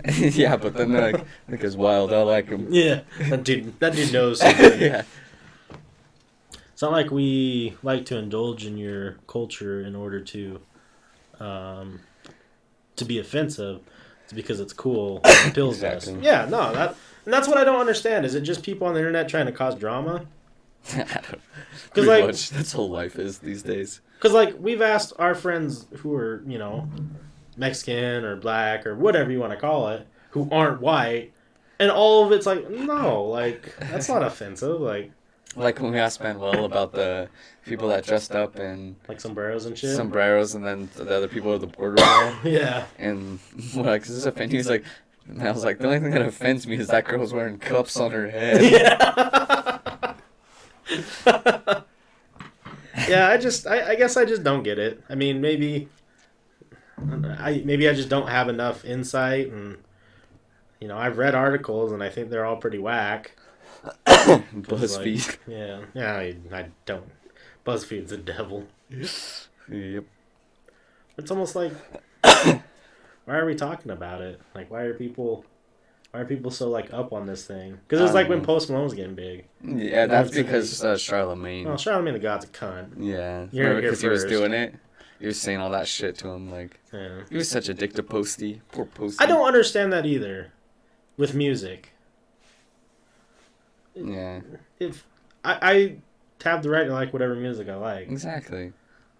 Who gives a yeah? That's if I want to rap, I will. I not personally. I don't want to really rap, but if I wanted to, my skin color should not dictate anything. It's just like Ice-T, his hardcore band. He has a song with them talking about how, he's talking about black people playing hardcore instruments and stuff like that. Yeah. And Who gives a shit? Yeah, if you like it, you like it. Like, I always forget the band name though. I found my phone, but it's real good. Have you heard it? yeah, These you showed me it a little while ago. Yeah, they're dope. Yeah, Body Count, that's what it yeah, is. like, you know, I feel bad for people who buy into like these new age people saying all this negative stuff. Like, just go with you. Yeah. That's why I like punk culture, because like they don't give a fuck Yeah. what you look like or whatever. They're just like just about it. Fuck the system, bruh. Yeah, they're just about it. Yeah, I like them too. I wish it would go back to the late 90s. Yeah, I would. I think I would. especially culturally. I mean, yeah, I think I would join the punk boys. Yeah, I'll be a blue mohawk guy. right. Have sex with them, some of those hot trasher girls. Yeah, dude. Sure. Big titty goth girls. Always got to get yourself a big titty goth girlfriend, right? Yeah, so we're good. It's like people getting triggered over a black person singing a slow song instead of rap. Right? Yeah, it's the same thing. Like, can't everyone has? I think what it is too is like it's almost like reverse stereotyping. Yeah, it's stupid. You know, because it's like if you're saying white people can't rap, then you're saying, oh, well, all rappers are black. That's fucked. Isn't that a stereotype? Yeah. Isn't that saying like? Isn't that being negative? Yeah, it's just dumb. People are Cunts. Yeah. I can't change it, so I'm just gonna keep not giving a fuck. See that? I do want to hit on UFC 32 a little bit. Oh yeah, I was gonna ask you too about that. Because how you predicted the... Manny Nunez. Yeah. I told my dad told me to ask you. He's like, what do you think about Cyborg? And I was like, I saw his post. He predicted the Cyborg loss. Yeah. I like how everyone in your post was like, no. I was reading the comments, and then that one kid, he's like, hey man, I hope you bet on it. What's funny is I wish I would have recorded the moment, but as the fight was starting, I look at my dad, I'm like, first round knockout, I bet. Nunez. And he's like, no. Yeah. And then she fucking puts those big cobblers on her and just fucks her. Oh, I'm getting the chills right now. When she punched her and walked away like a Mark Hunt, I was like, she's the GOAT. Yeah. But, so, obviously I think that was the biggest fight of the card, for sure. Like, it definitely trumped the John Jones one. Yeah. Now, for people who don't know, there was some controversy. My favorite is how, like, when they did his drug test stuff again, and it came up the same thing as last time, and they're like, oh, it's just still in his system from a fucking year ago. Right. Well, so that's the controversy. So I did some research, and then I listened to, Salty. Hey, Salty. Man, I haven't subbed since last year. God damn it. I love you, Salty. Thanks for the sub. Yeah, thank you. Hearts forever. So basically, what happened was, and most of this was from Joe Rogan's podcast with the Golden Snitch guy, the new dude who runs all the drug testing. Yeah. The reason why it had to get moved from Vegas to California was the Vegas commissioner dudes, most of them were on vacation because of the holidays. Yeah. And they didn't feel like they would have enough time to get the information they need to give it a go. Okay. And Yeah, California said they were totally okay with it. Yeah, that's why people were pissed, though. The dumb thing is that Dana White and stuff did not tell everyone for too long. Right. Like, I think the Cyborg said that she didn't know about it. She's like, I'm pretty sure it was her. She's like, I found out about it from social media. Yeah. She's like, he doesn't have the balls to call me and like... Yeah. But yeah, like tons of them. Joe Rogan was one of the first people to post about it right when he found out, before UFC even said anything about it. He's like, hey, like, he's like, for fighters and then people, like, a lot of people plan that trip out. So, like, he's like, hey, for everyone that's, you bought your hotel rooms, whatever, like, it's try expensive. Fight card. Exactly. So it's like, you got to give them a warning. That's such a last minute thing. Yeah. Now, as far as what the drug test was and what my understanding of it is, I don't think he did anything recently. Yeah. And how they explained it was what he got tested for was the same thing that was in his system. But I don't know the terms that they use. Oh, thank you for the follow. Yeah, appreciate it. Day one. The terms, or how they explained it was the molecule that they found was so small, it'd be like taking the equivalent of a grain of salt and cutting it in half like 50 times. Oh, Jesus. And that's how small of, like, they tested. Like, that's how much of a result came back of that drug. Okay. So they think, because just like technology, testing technology advances so much. Yeah, and I imagine their drug tests they do are way more. Yeah, and they say that it's rapidly growing, and the drug tests are better and better every month. Yeah. So they don't think that. Well, they think that is the same exact from the same thing that he used the first time, and what he got tested positive for could stay in his body for that long on that low of a. Yeah, I have no idea what it was either. It's some weird thing. I was like, oral Trinabol or something like that. I was wishing it was the cocaine. I was like, yeah, the thing that stays in your system for 3 days. That stuff definitely could be cocaine. Oh, really? Because that stuff can be cut with. Okay. I don't know all about it. That's just what I was listening to. So I don't think he was on anything, but take it for a grain of salt. I'm a huge John Jones fan. Yeah. So. Because, like, coking out your system, like, 3 days, 2 days, and, like, so I was like, he has admitted to before. Right. He literally... Riding that white lightning, brother. He's like, I fucked you up on a weekend of cocaine and partying. The thing that's scary about the John Jones Gustafsson fight, for me it was a coin toss, because the last time they fought, I don't think John Jones won that first fight. It went to decision. Gustafsson looked really good. Mm-hmm. And since then, John Jones hasn't fought. Gustafsson's fought 2 or 3 times and has looked immaculate. John Jones worked him like it was his fucking day job. Yeah, he did. After being gone for he hasn't 2 fought years, so long. Ring rust is a thing people talk about. He fucking stomped his poor little noodle in. Yeah. And all I'm saying is I want that DC fight soon. Yeah, for sure. John Jones, you piece of shit. A lot of people don't like DC. I love his theatrical, right. The other one that no one's talking about is poor little BJ Penn getting fucking his ankle broken off. It was ugly. It was in the prelims, and he fought this guy named Ryan Hall, Ryan Hall is known for one thing and one thing only. It's his ankle lock. Oh, yeah? They say he's one of the best, if not the best in the UFC at it.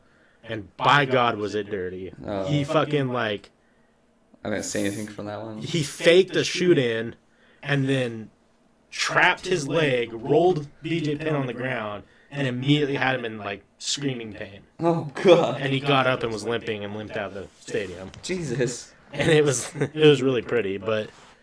Yeah. People need to like jiu-jitsu more. It's super exciting to watch when it's that high level. Yeah, when they're that good at it. Yeah. Like, ooh, that's rough. Yeah, oh, sorry, dude.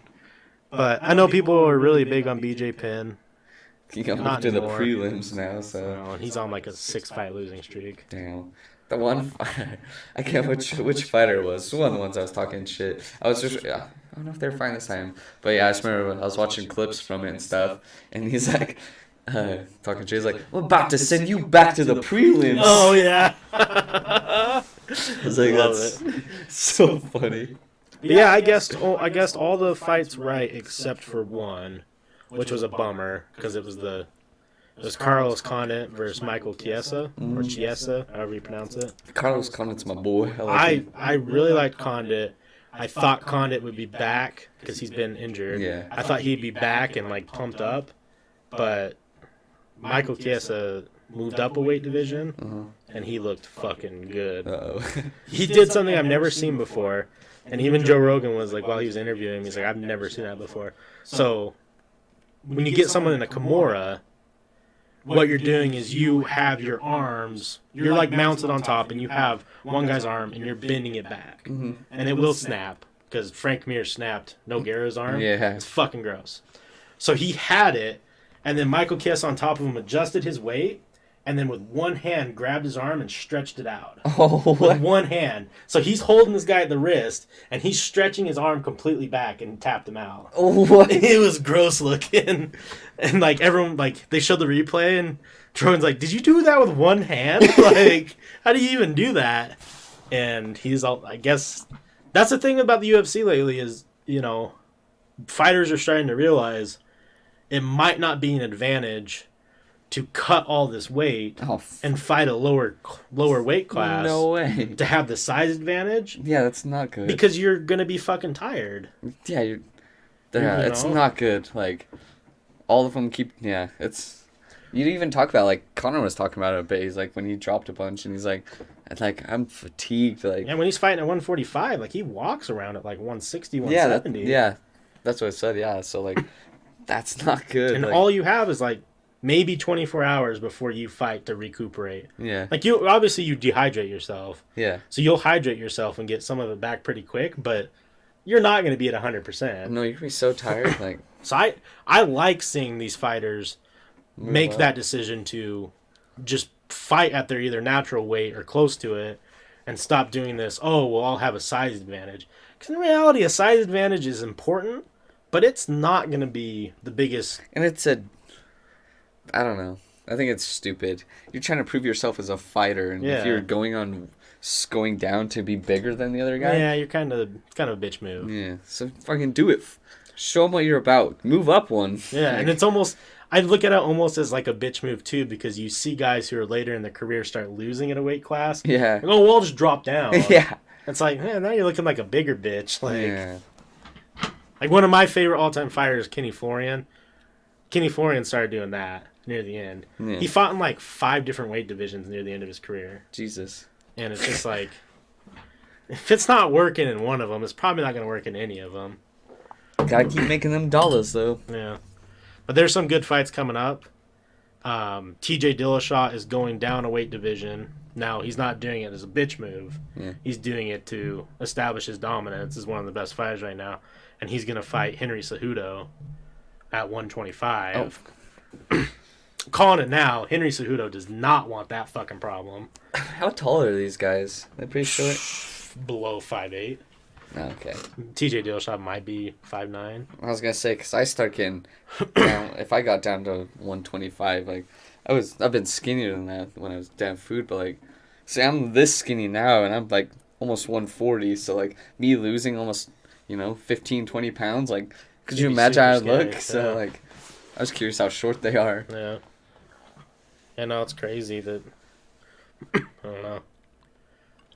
What they do to their bodies is beyond me. It's crazy. I'm curious what's next for the women's UFC, like MMA, because like I want to see them fight dudes. I think Amanda Nunes could smoke. That's what I'm saying. Like, some of these guys. Give them a fucking chance. I want Amanda Nunes to fight Brian Calloway.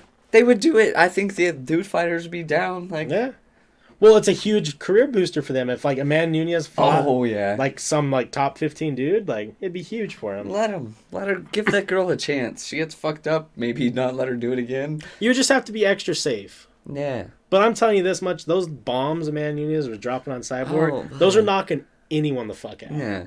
Give her a chance. I'm way down. Give her a shot to make them bucks. I was talking about that too. I was like, you know how big it would be the first intersex fight. Let her fucking, like, if it goes horribly wrong, I don't think it will, to be honest. I don't think either. They're professional fighters. Yeah, they train with men. Like, a lot of them train with men. They're used to it.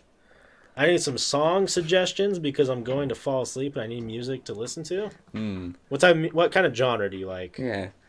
I'm trying to think of slow songs. Slow songs? The Funeral by Band of Horses. Damn. Dust in the Wind. Dust in the Wind. Oh, shit, you're not soul searching? And I'm trying to... I don't know. A bunch of people were dropping their favorite albums of the year. Yeah. I hated most of them. Yeah. They're stupid, dumb things. Daniel's blowing up a bunch is, JID. Yeah. Yeah, like it's cool. I don't know if I told you about it. Bryson, he posted on Twitter about it because like he's always on the goddamn curve of music. He went to them at Complex or saw JD at Complex a long time ago, or not Complex. Fuck, what's a super small venue? Kilby. He Oh was at yeah. Kilby, and he said like no one was there, and he went and saw JD there Oh, that's at cool. Kilby, and now he got what I think did he reach #1 album or something Yeah. just barely? So it's like I was like always Bryson. He's always like I Yeah. don't know how he finds these guys, but he always does. He knows what's gonna be big, and There's just some websites like James is always on top of it. yeah, cause yeah, he was like. It's not like he's like, hey, hipster about it. He was just like, hey, I saw him this small. I'm so dope to see him, Yeah. huge like that. Yeah, he showed me a lot of stuff. I was like, and then all of a sudden, a year later, it's big. Like, not many people were on the ASAP train and all those guys. Like, yeah. Like, I remember, like, yeah, you, James, like, I think everyone, like, or Bryson, like, was on it, but, like, so many people, like me, for example, when it first came, I was like, I'm not so sure. ASAP Rock or ASAP Rocky? Rocky. Yeah. I was like, I don't know. Like, at first, I was like, I don't know about this. I talk shit. I do all the time, though. And then, it's fucking one of my faves now. Yeah. Long live ASAP. Yeah. Always striving and prospering. Yep. Yeah. For me, too, like, I like to get music from people that I share similar music taste. Yeah. And, I don't know, it's been hard for me lately because, like, I've just been trying to use Spotify Yeah. to get, like, suggestions and, like, I don't know. I just don't like a lot of the new age wave. I think that's what's happening too. Like them, they would know stuff that's popular and that's gonna be big, but I think they just understand music how it is at the time. Yeah. Like, so if you had, maybe 2 years, 3 years ago, your tastes are exactly the same. It's gonna be big, and then slowly adjusting. Like, Yeah. I don't know. There's a lot of music. I've been trying to listen to stuff. I found a lot of dope stuff, but. Yeah. I didn't learn about him until this year, and I talk shit at first, like usual, but it's a band. Do you know Fiddler? Yeah. Fiddler, yeah, like literally, I never heard of them till earlier this year, and they're fucking dope. Yeah. Just, somewhat, like, soft punk band, kind of, but Right, yeah. they're cool. And that's the thing with music, too, is, like, it's definitely the most saturated market. Yeah, it's hard. And it's tough to, like, find stuff. It's so weird. I'm especially rap and stuff. That's what I'm thinking about mostly. Just the evolution of it. Like, I'm wondering what the next thing of it's gonna be. Like, Yeah, because, like, we're just leaving that SoundCloud era of music. Well, like, and we're in a phase where there's two distinct sides. Yeah. There's people like Migos, where it's the A little pump. fuck money, Future. get bitches, here's money, do drugs. And then you got the other side that's really popular now, which is like this, it's emo rap. Yeah. That's the best way to put it. Yeah. Like, I'm not cutting it down. No. But that's the best way to put it. Is it's like, it's sad rap. Yeah. And it's super popular. It is for sure. Like, fuck, I see, like, Tentacion and Suicide Boys and guys like that. Like, those Little are, like, peeps. Little Peeps. Like, those are, like, ginormous artists. And yeah. Those aren't just like, oh, did you hear about, like, everyone knows who they are. Mm. And it is a weird time for rap music because, like,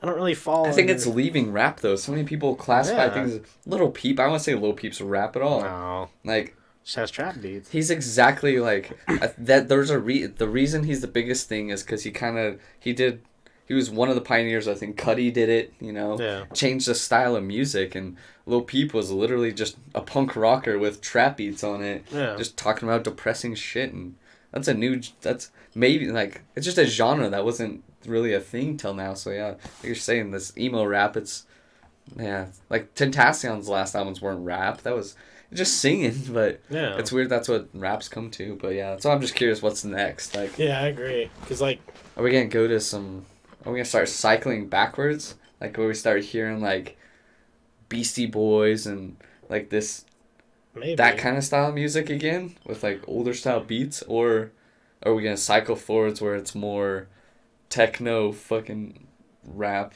Yeah, like dubs, like Yeah, the. I don't know. Are we gonna get soul? We don't got much soul people these days. Yeah, and then it's weird too, because like my rap taste is way different than a lot of people's. Because like I like my rap with some meaning, unless I'm listening to like. Unless there's a reason I'm listening to it, unless I'm trying to turn up. Yeah, and you know, there's definitely a lot of rappers who have been doing more, you know, meaningful stuff, like sending a message and like, you know, actually rapping about something that isn't money, drugs, and, you know, women, which isn't a problem. Like, you can rap about that. Like, everyone likes those things. Yeah. But I don't really get down with a lot of that. A$AP Rocky was one of the ones who I, like, made an exception for. I liked his style. Yeah, and it's not all the songs are about it, but when they're good when they're doing it. Shawnee likes a pop asshole. Right. Yeah, it is weird what rap music's at right now and what is like what's popular. Mm-hmm. And what I find weird is like maybe I think there is such a thing as being too big. Because once you reach too big, people just don't like you because they don't like that you're that big. Yeah, for sure. And I'm starting to finally see that with Cardi B. Yeah. Everyone's making fun of Cardi B. Yeah. Like, you like Cardi B, you're dumb. Yeah. But a year and a half ago, everyone was on that train. Yeah. I've seen a change in a matter of few weeks, to be honest. Yeah. Like, we went out like a month ago to this bar in Salt Lake, and it's more of a club bar, and some chick, Cardi B, started playing. She got on the counter, on the bar, and started twerking and stuff. I was down, but she got kicked out. No. And then now it played like her, whatever, I don't know what it is, the more hard one. Yeah. You know, like little chicks are always turning up too. They played it that like a couple nights ago when I was there, and everyone's still just, I don't know, like before it was like girls went ham to that fucking song, and now they're just it's a song. Yeah, it's almost like. I think there is a thing of being too big, and I don't know what it is like psychologically. It's kind of weird to think about. Is when you get too big, people just hate you to hate you. Yeah. And how many people do you know hate Beyonce? Probably a lot. A lot. Why? You know, why do people hate Jay-Z? Why do people hate 50 Cent? Or why do people hate, you know, Dr. Dre? Yeah. Eminem? It's because they're so big. And so many people like them that it's almost like, it's like the cool thing to dislike. It's like, here's a good analogy. When you see YouTube videos, there's always going to be dislikes. Yeah. Even if the video's great.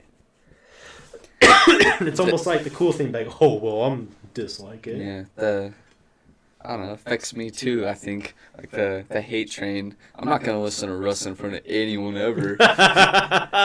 Right. Like, I've literally had, like, if it happened once, it'd be a little weird, but I've had several girls text or, like, message me and ask me what I'm doing, and, like, oh, just hang out, like, ask me to hang out, like, oh, these guys are just listening to Russ. Like, it's happened like 3 times now, where girls will leave because some dude's listening to Russ. I was like, yeah, fuck Russ. See, what's funny about Russ is James got me on Russ bandwagon, like, 5 years ago. Yeah. Because he's been following him when he had, like, 3,000 fans or some crazy shit like that. And I've always been a big fan. I don't see what the hate is. Yeah, well, fuck Russ. I'm a fan. I'm trying to get laid here. I can't. You can hate on me. I like his music.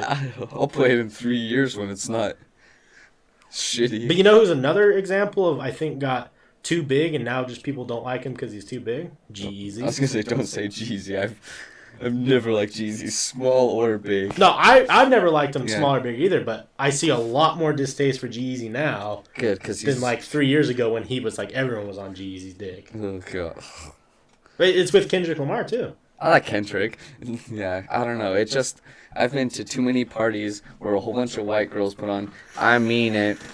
I fucking hate that song so much. And he doesn't even rap, he's just fucking talking. I am fucking your girlfriend, and there's nothing you can do about it. I mean it. Yeah, see, like... Fuck you, Gerald. Yeah, Gerald. How you trying to get pussy with Gerald? Come on now. I think Kendrick Lamar's a good example, too. Like, apparently he's my favorite artist. I've said it before, I'll say it again.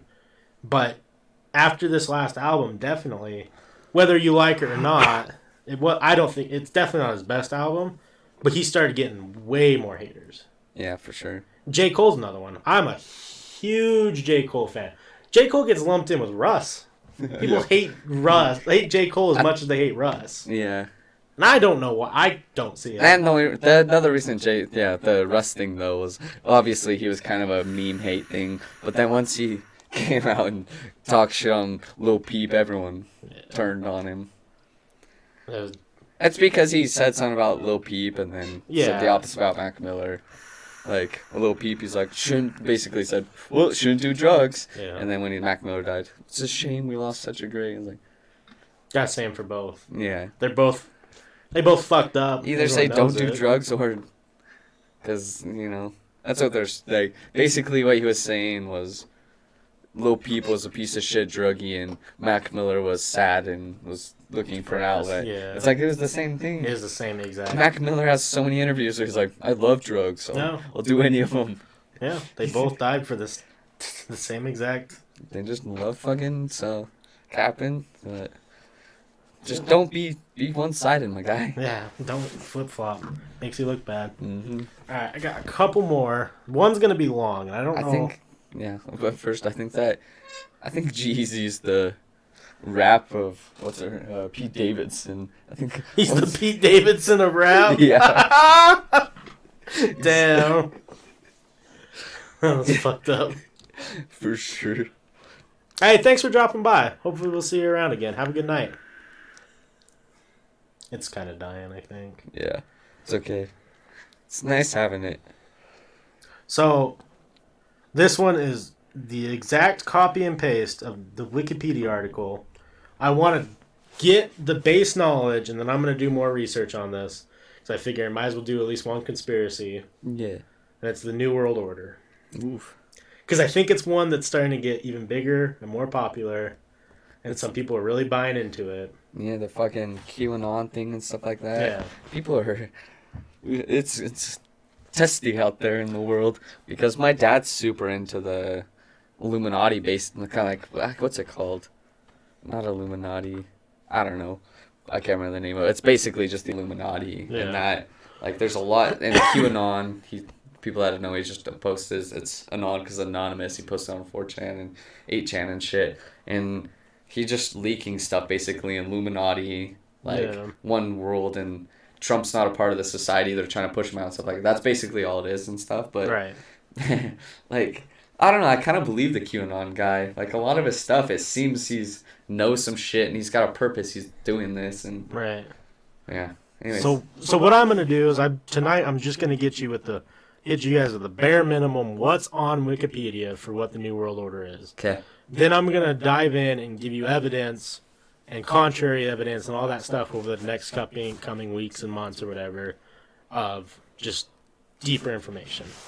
So, this is what it says. The New World Order, or NWO, is claimed to be an emerging, clandestine, totalitarian world government by various conspiracy theories.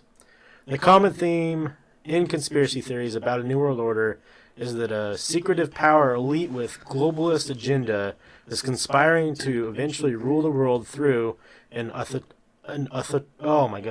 authoritarian world government which will replace sovereign nation states, and an all-encompassing propaganda whose ideology hails the the Wikipedia article merged words together, whose ideology hails the establishment of the New World Order as the culmination of history's progress. Many infiltrate I don't get that one.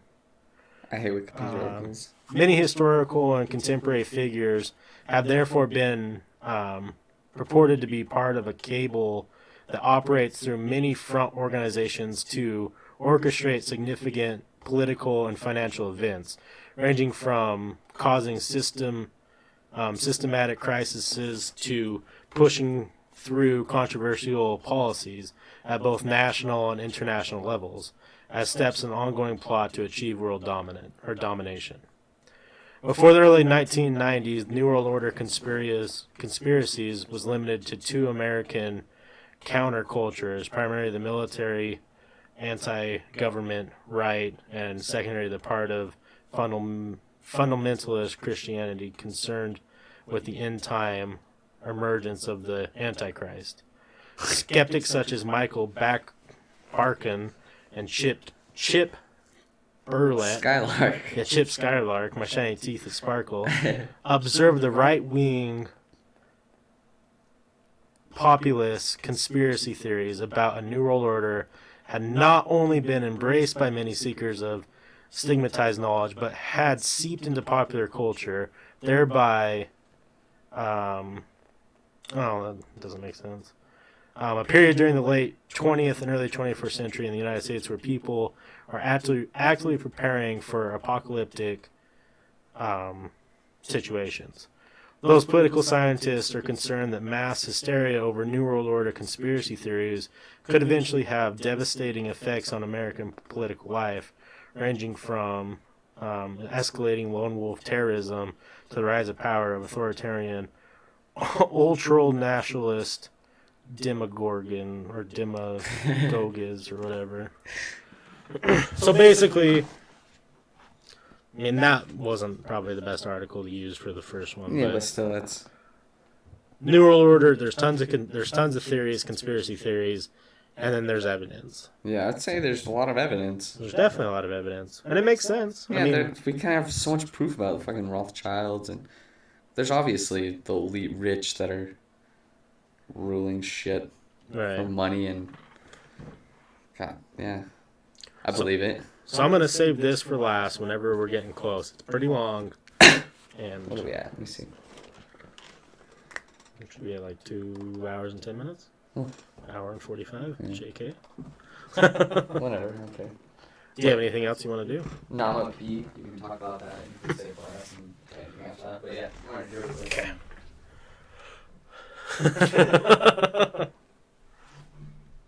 Yeah, for the next upcoming year, we're definitely going to try and push out some better content for you guys. We definitely saw that we were getting a little lazy with our later year, and I personally want to step it up, and I know Forrest does as well, and hopefully we'll start getting you guys more content and higher quality and more topics, better guests. Our boy Salty Frank, hope you can come out here soon. It'd be fun. But yeah, we're definitely going to try and make it a big year somehow.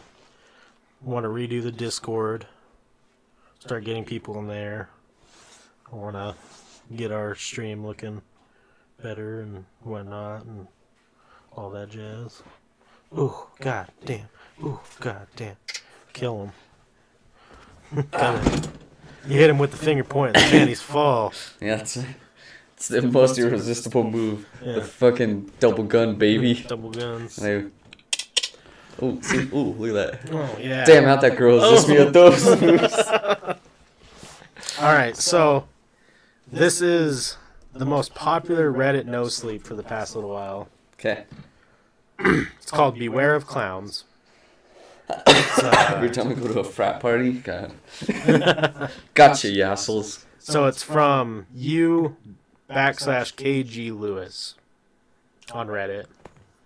And it's a Reddit no sleep article. I'm going to start reading these more often because I love them. They're so good. This one's long, so you guys are going to have to bear with me. That's how the story starts. Yeah. No, actually, this is the first line. I married a clown. Oh, shit. This isn't the setup. Yeah, damn, fuck you. Catching the birds. Okay, sorry, continue. Wow, it's cool if you would drink like more than one beer. I've already had 4. You challenged me? Did you fucking catch up, nerd? Poor bitch, man. Say you drink a whole lot. I'm gonna do a thing. That's gonna be my new segment I introduce. It's gonna be, I'm gonna make you take a certain amount of fucking beer bongs of beer. It's gonna all of a sudden like a disco light comes down. You're like, what the fuck's going on? And it drops out of the ceiling, just a beer bong. And I go, oh! It's like Pee Wee Herman's. If I say a specific word, a beer bong comes down. This is the word of the day. All of a sudden a bunch of hoes come running in, dancing, and then you're like, shit, I gotta do it. That's a lot of peer pressure. You're definitely not going to not do it. Then you do it, and it goes real quick, and then the chicks run away, scatter, and you just go back to it like nothing happened. Yeah. Okay, yeah, go. Okay. I married a clown. This isn't the setup for a joke. I really married a clown. That is what my wife does for a living. She dresses up in the big goofy white outfits and entertains people with the age-old art of slapstick comedy. I've never been much of a clown person, but they are a big deal in my wife's family. Clowning around, as she calls it, has been a traditional, it's a good one. Right? Has been a tradition that started with her great-great-grandparents who immigrated from France. Well, Forest. You get started there. They're French. They are the clowns of the world. Damn, you're cutting yourself down like that? It's fucked up. They came to the States. They came to the States hoping to make it big as stage actors, but so was everyone else. With limited experience outside of acting, they had no choice but to take jobs as clowns in a traveling circus to make a living. Today, there are more professional clowns in her family than any other career. Most of them are standard clowns, but there are a few harlequins, jesters, and mimes. She even has a cousin who has an evil clown act, but most of the relatives find that disrespectful to the family's legacy and don't socialize with him very often. He's very popular at Halloween, though. When we were dating, I was a little put off when I learned that she worked as a clown. It is hard to take someone who spends their time acting like a fool seriously. But I soon learned how ignorant, I can't say that word ever. I go straight to ignorant. No, that's perfect. My perspective was. She was in the business of selling smiles and laughter, and she was really good at it. How could I not fall in love with her? I have since come to respect her abilities as an entertainer and the legacy her family has created. I won't admit this to her, but I am in awe of her juggling skills and amazed at the number of things she can't twist out of a balloon. I like where this is going. Yeah, tell me more. Last week, my wife's father passed away. It is an understatement to say her family doesn't treat death the way everyone else does. They don't stand around and grieve. Instead, the family gathers together to perform in honor of the deceased. Even the evil clown cousin was invited to do his act. If you drove by the cemetery during the funeral, you would have thought there was some sort of strange clown convention taking place. Everyone was dressed up as their clown persona. Even her father was dressed in the outfit he performed in. Jesus. Out of respect for my father-in-law, I let my wife dress me up in one of her old costumes. Okay. When it came time for the family to say their final goodbyes, instead of placing flowers, each person placed a clown prop of some sort on the casket. My wife placed one of the rubber chickens she uses during her juggling act. None of this was a surprise to me, having already gone through it with her mother when her mother died 7 years earlier. A few days after the funeral, we found ourselves going through her father's house trying to determine what things we were going to keep and what we were going to get rid of. It took us a couple of days, but we managed to go through every room in the house except the attic. We decided to donate most of the clothes and furniture to a local family crisis center when her father used to do volunteer work. All of his clown paraphernalia and associated collectibles and keepsakes my wife was going to keep. She already owned a small museum worth of her own clown stuff, but I knew better than to protest and just loaded everything in the car. Good guy. Yeah, good guy. There wasn't much in the attic worth keeping or donating. Most of it was damaged and had to be thrown away. The attic wasn't sealed off from the elements very well, so the stuff stored up there became a nest of rats and other pests. What the vermin didn't destroy the leaky roof and fluctuating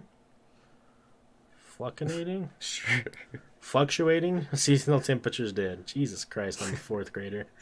We did, however, find one thing up there worth keeping. It was an old painting. I found it tucked away, way back in the corner, covered with a thick quilt.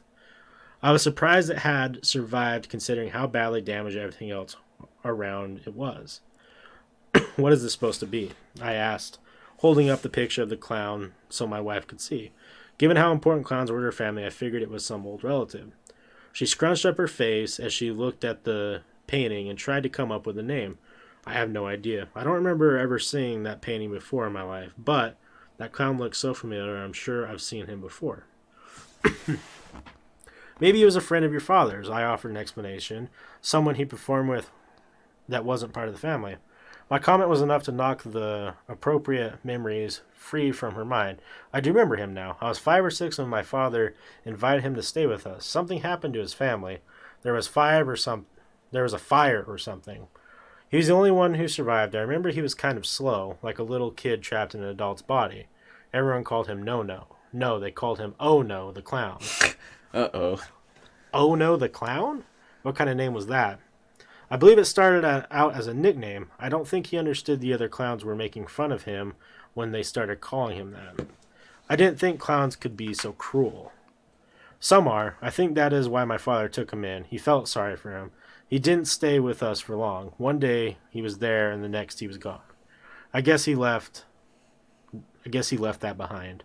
She pointed at the painting.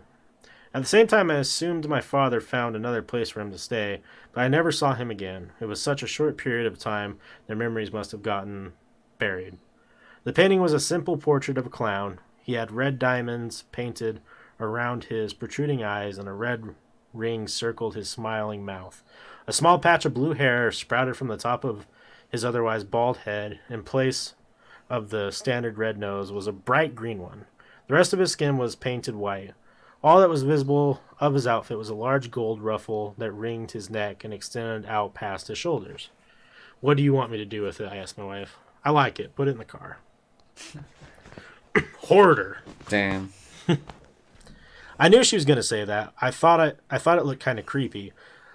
I briefly considered manufacturing an accident so I could toss it in the trash. Oops. Damn. Ooh, I'm all thumbs today, sweetie. Popcorn. But I couldn't do that to her. Not since it was tied to a memory of her father. I carried it out to the car, then went back inside to finish cleaning the attic. When we got home, I stacked everything in the garage so my wife could sort through it all later. Sorry, guys. You're okay. When I took the painting out of the car, I leaned it against the wall and I decided to turn it around. I didn't like the idea of it staring at me every time I got into my car. Next morning, I went to work and everything was where I left it except the unsightly painting. The clown was no longer facing the wall. It was staring right at me as I started my car and pulled out of the garage. I assume my wife must have come out at some point and turned it around. I returned home 8 hours later to find most of the boxes from my father-in-law's house were gone. That meant my wife had kept her promise to sort through everything while I was gone. Damn. I thought when I noticed the painting was among the things missing from the garage, that meant it was somewhere in the house. Before you say anything, please just give it a couple of days, my wife said as I walked through the kitchen. Into the room, I stopped and I noticed the giant smiling portrait of the clown hanging above the couch. What do you think? She hesitantly asked. It's okay. Whoa! It's okay, I suppose. I didn't want to hurt her feelings. We'll try it for a few days and see how it settles in the room. She threw her arms around me and planted a kiss on my cheek. Thank you, honey. You about to do something next to that fucking bitch. I didn't see the harm in it. The only time we used the living room was when we had company. The only company we ever had was when her family came to visit. Since the majority of them were clowns, they were more likely to appreciate the artwork. If she had tried to hang it in the bedroom, it would have been back in the garage the moment I saw it. But she knew better than that. Bitch knew. I didn't pay attention to the painting over the next few days. I think I might have subconsciously avoided looking directly at it. It was one of those portraits that no matter what angle you were viewing it from, it was always looking right back at you. That unnerved me. But all paintings like that made me uncomfortable. 3 days after my wife hung the picture, I noticed there was a bit of a commotion at the house on the corner. I couldn't help but stare as I pulled out of the garage on my way to work.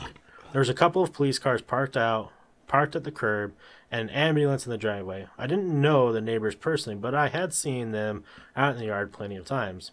Did you hear about what happened to the Daltons? My wife asked me at the moment I walked through the door when I returned home from work that evening.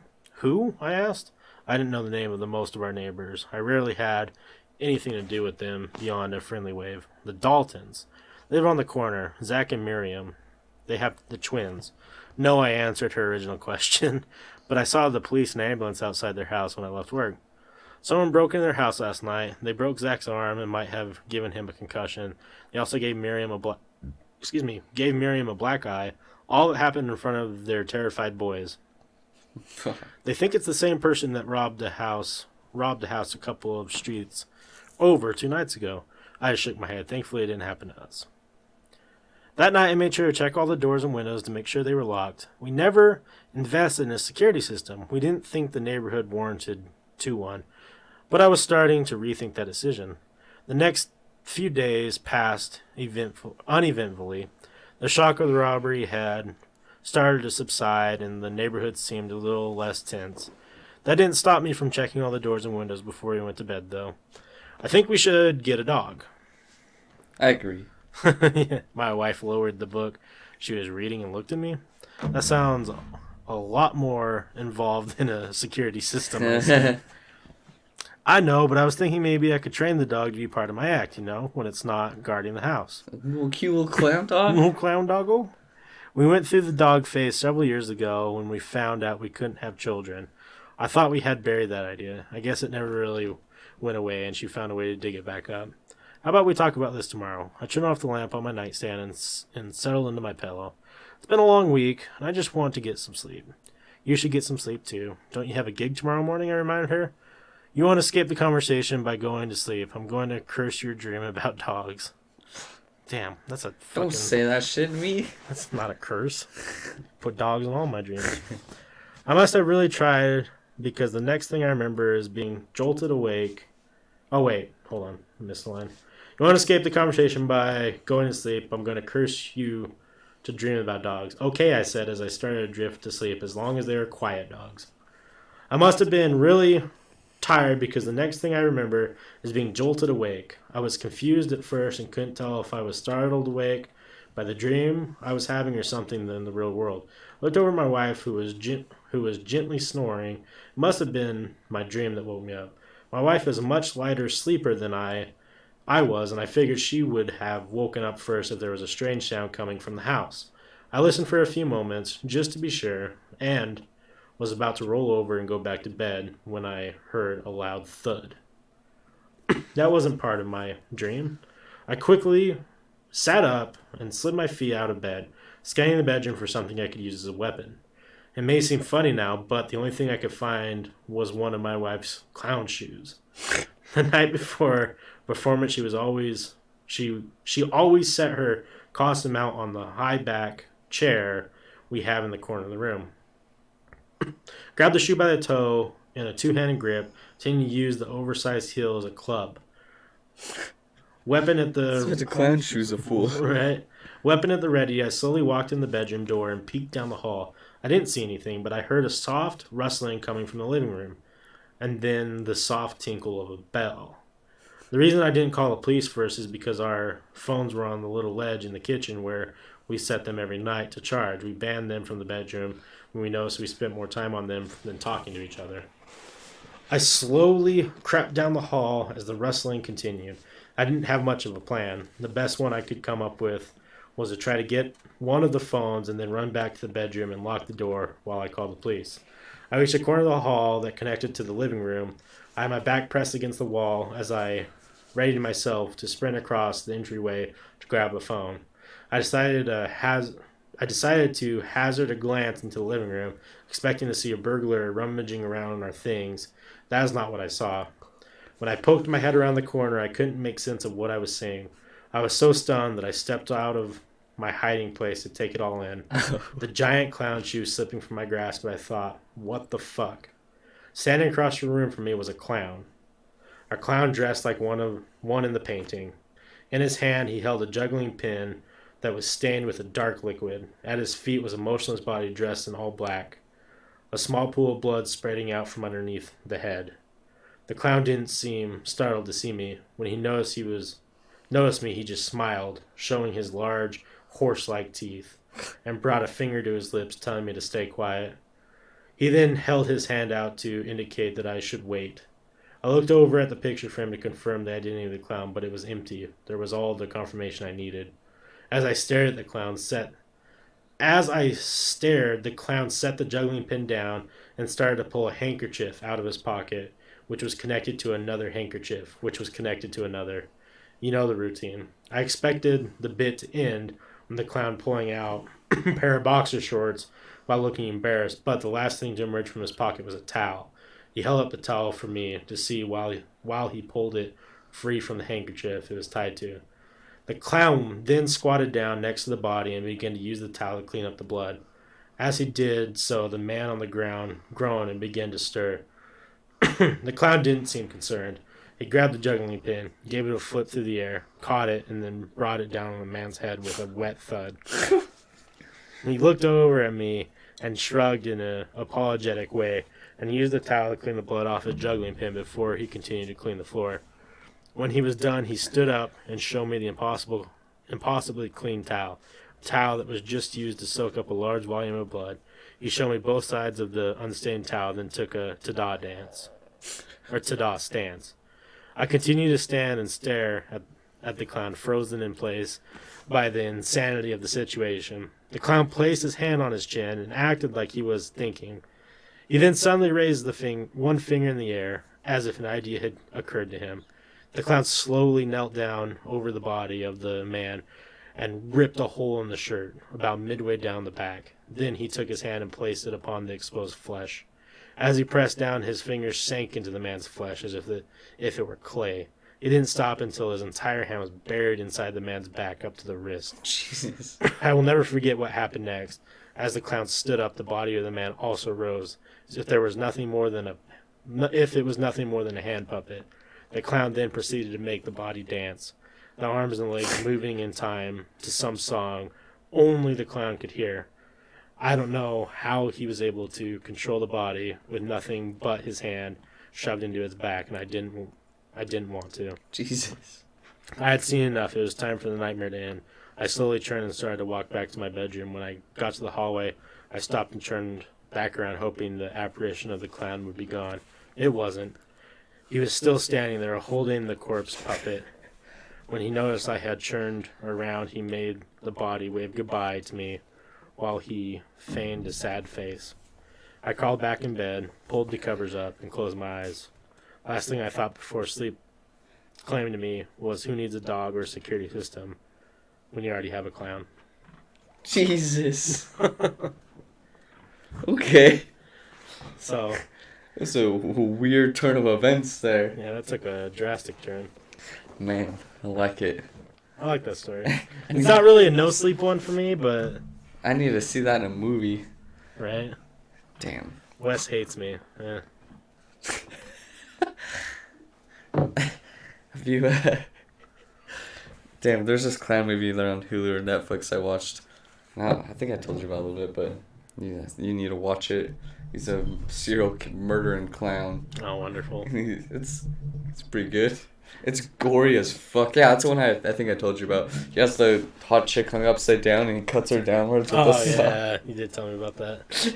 You know what's weird is a lot of people hate clowns. Like, they're scared of clowns.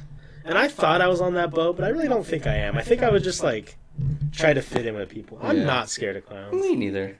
Unless they're doing scary things. Well, yeah, if he's got a corpse puppet, I'm definitely not going to be about it. You do you, buddy. I'm going to be on my way. I like what you got some forearm strength, guy, but I'm going to go over here. Yeah, that's the other thing I don't like about clowns. What are you doing behind that? What are you hiding behind there, sir? Yeah. Because clowns aren't... I don't know. If I saw a clown just walking out the show, that's very strange. Because it's not like an era of the clown. We haven't got circus time period. There's a couple that live in Bountiful. Clowns? Yeah, have you not seen?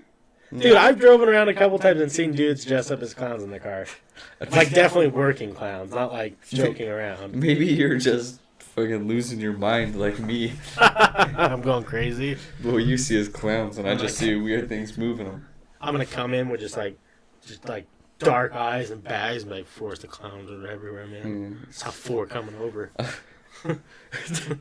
What? It's just one of my dreams last night. I had startling dreams, and they wake you up real quick. Yeah. One of them wasn't even really a dream. I just barely closed my eyes, and then Like clear as fucking day, just in my own head. I grabbed a dude and then picked him up and slammed him into a fucking bathtub. Oh, And shit. like it was so intense, I was just what the fuck? Hey, hello, Steel Fan 412. Hey, welcome. Happy 2019 to you as well. Good old Nazi killing New Year. 2019, what? That was weird. That was weird. Time flies, man. I don't like, that's so weird to see just the calendar 2019. Yep. What have I done with my life? We're 3 years away from being 10 years out of high school. Does that make you sick? That's so weird. I don't know, I'm ready to go back. Maybe try to pound some sleuths I've never pounded with. The 10-year anniversary. Everyone's getting lit. Another year of new memes and more horrible dances. Yeah, pretty much, man. Pretty fucking much. Another year of self-hatred and alcoholism. Wait. Steel Fan 412? Is this still City? I don't know. Did you change your name? Like the... What's this little icicle? Oh, no. Oh, no. Sorry. Never mind. Yee, oh. Yeah, what's the little icicle? I thought that was like a sub-emote or something. Oh, you donated to Direct Relief Charity. Oh, nice. Awesome. Yeah, way to be. Q, huge fan. Oh, cool. Gotcha. Yeah, I like little charity snowflake. I didn't know what it meant. I don't know if we had, for some reason, a still just little snowflake on our channel for some reason. But Yeah. It's cool you donated. Appreciate that. I'm glad people are starting to donate to the charities that Twitch do. Yeah, Still City's dope. We're big fans of his too. I'm gonna donate to my own charity. Just so, if you guys want to donate to our charity, Yeah, our we charity. help starting Ethiopian boys. We're trying to give them an education in the great sport of American baseball. There you So go. if you... what's up? Oh, cool. Yeah, I like Still City's a good guy. He's been supporting us too for quite some time, and we try to support him back when we can. And he's entertaining. I like when he drinks. He drinks like I drink. Yeah. I like when I catch him like really late in his stream or whatever, and he's like, "I've got this whole bottle and it's almost gone." Is the Steam Winter Sale still going on? Cause I think I might buy check his new tweet. I think I might buy Rainbow Six on the PC. Yeah. It's well, so it's $8.99 for the starter edition, but the starter edition it takes you more points Yeah. to level up to or to buy new characters. But the standard edition is only $11.99, and I was looking at the things, and I'm pretty sure my PC could actually run it. It like one of the like it's rare. It says this, yeah, Rainbow Six Siege, but one of the rare things it says it just needs a GTX 470, and I was like, Oh. whoa! Hey, look at that. And it needs just an i5, and so I might buy it. Hey, what's Still City's Twitter? I thought I had him on ours. Oh, you're on PS4? I've got it on Xbox One right now, but I want to buy it on PC too, because, I don't know, I think it'd be fun. Oh, there it is. Yeah. Steve and Joey have been playing a shit ton on there.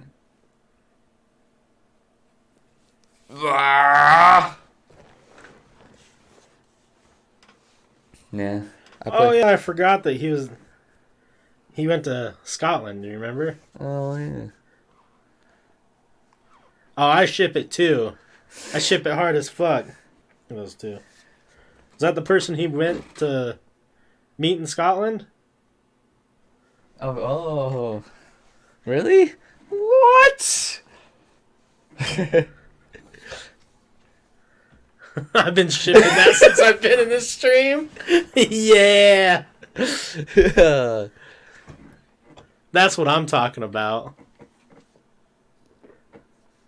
We'll tell him the Top Shelfer boys ship it as well. Yeah. Ship it hard as fuck. That's cool.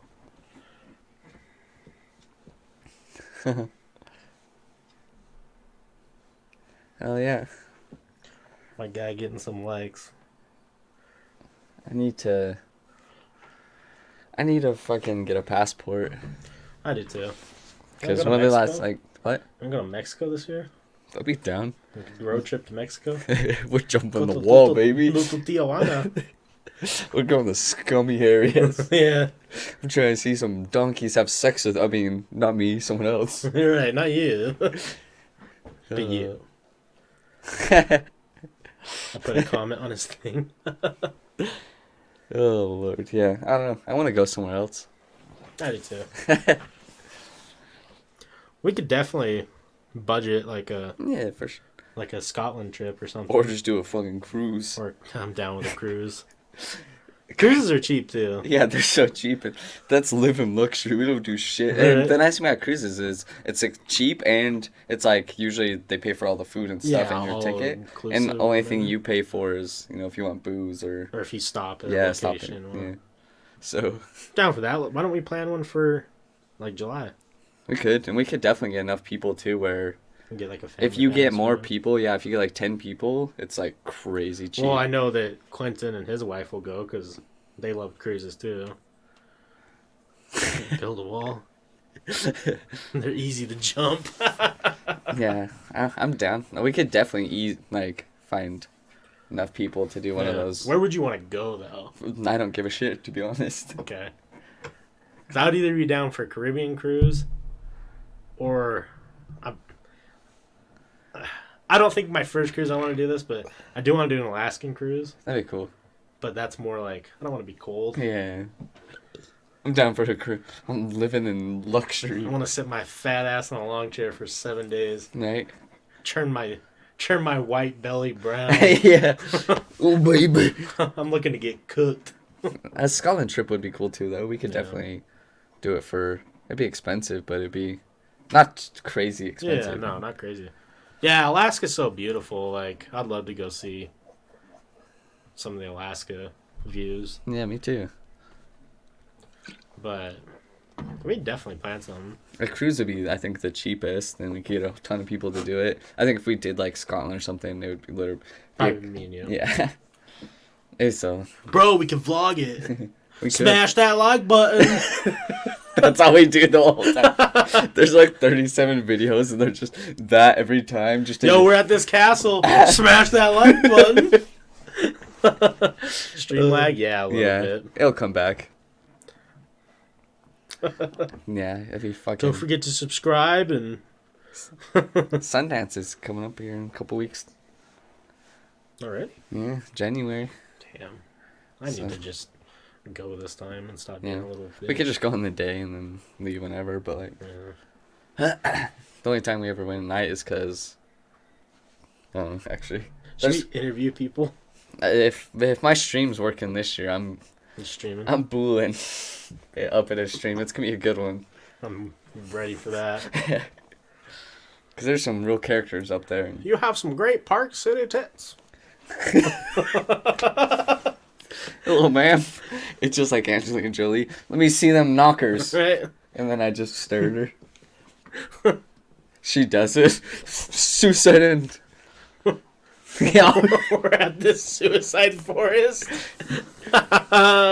Speaking of Japan, did you see that they're having a huge thing right now because there's not enough people there? Their population's decreasing so much that there's in the rural areas of Japan they're giving out free houses. Mm-hmm. I was like, that's pretty fun. That's a place I want to live. Vermont, I think it's Vermont. They're paying $10,000 for people to move to Vermont and then like work at some company. They're paying, damn. I was like, wait a minute. First of all, where the fuck's Vermont? Second of all, I might be down. Yeah, if like a year, just go down to Vermont. Make $10,000. I think we could clean up in Vermont. Yeah, I mean, we do pretty well in Vermont. Oh shit, I'm living there. You're living in Vermont? I saw an article that said they'll pay $10,000 to people who want to move to Vermont and work for some company. How is it there? Yeah, do you like it in Vermont? Do you guys live in New York? No, we live in Utah. Yeah, way worse. Yeah, way worse than New York. We're just like Vermont. Yeah. We're Vermont with dumb people.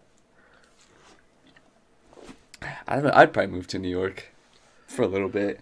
I don't think I would. I just want to take a part of this lifestyle. Depends on which part, actually. Yeah. Because there still is rural parts of New York and stuff. I don't think I would like the fast-paced. That's what I was saying. Maybe a year. I think I would enjoy it for a little bit. Yeah. I don't know. I just love their mentality that it's impolite to ask how people's days Yeah. are. You don't know Oh, that in gotcha. Japan? Yeah. Depends on I don't know. That's what I'm saying. No, you're good. That's what I'm saying. Short period things. Yeah. Because I think it'd be cool. Test the waters in different areas. Yeah. Because it depends.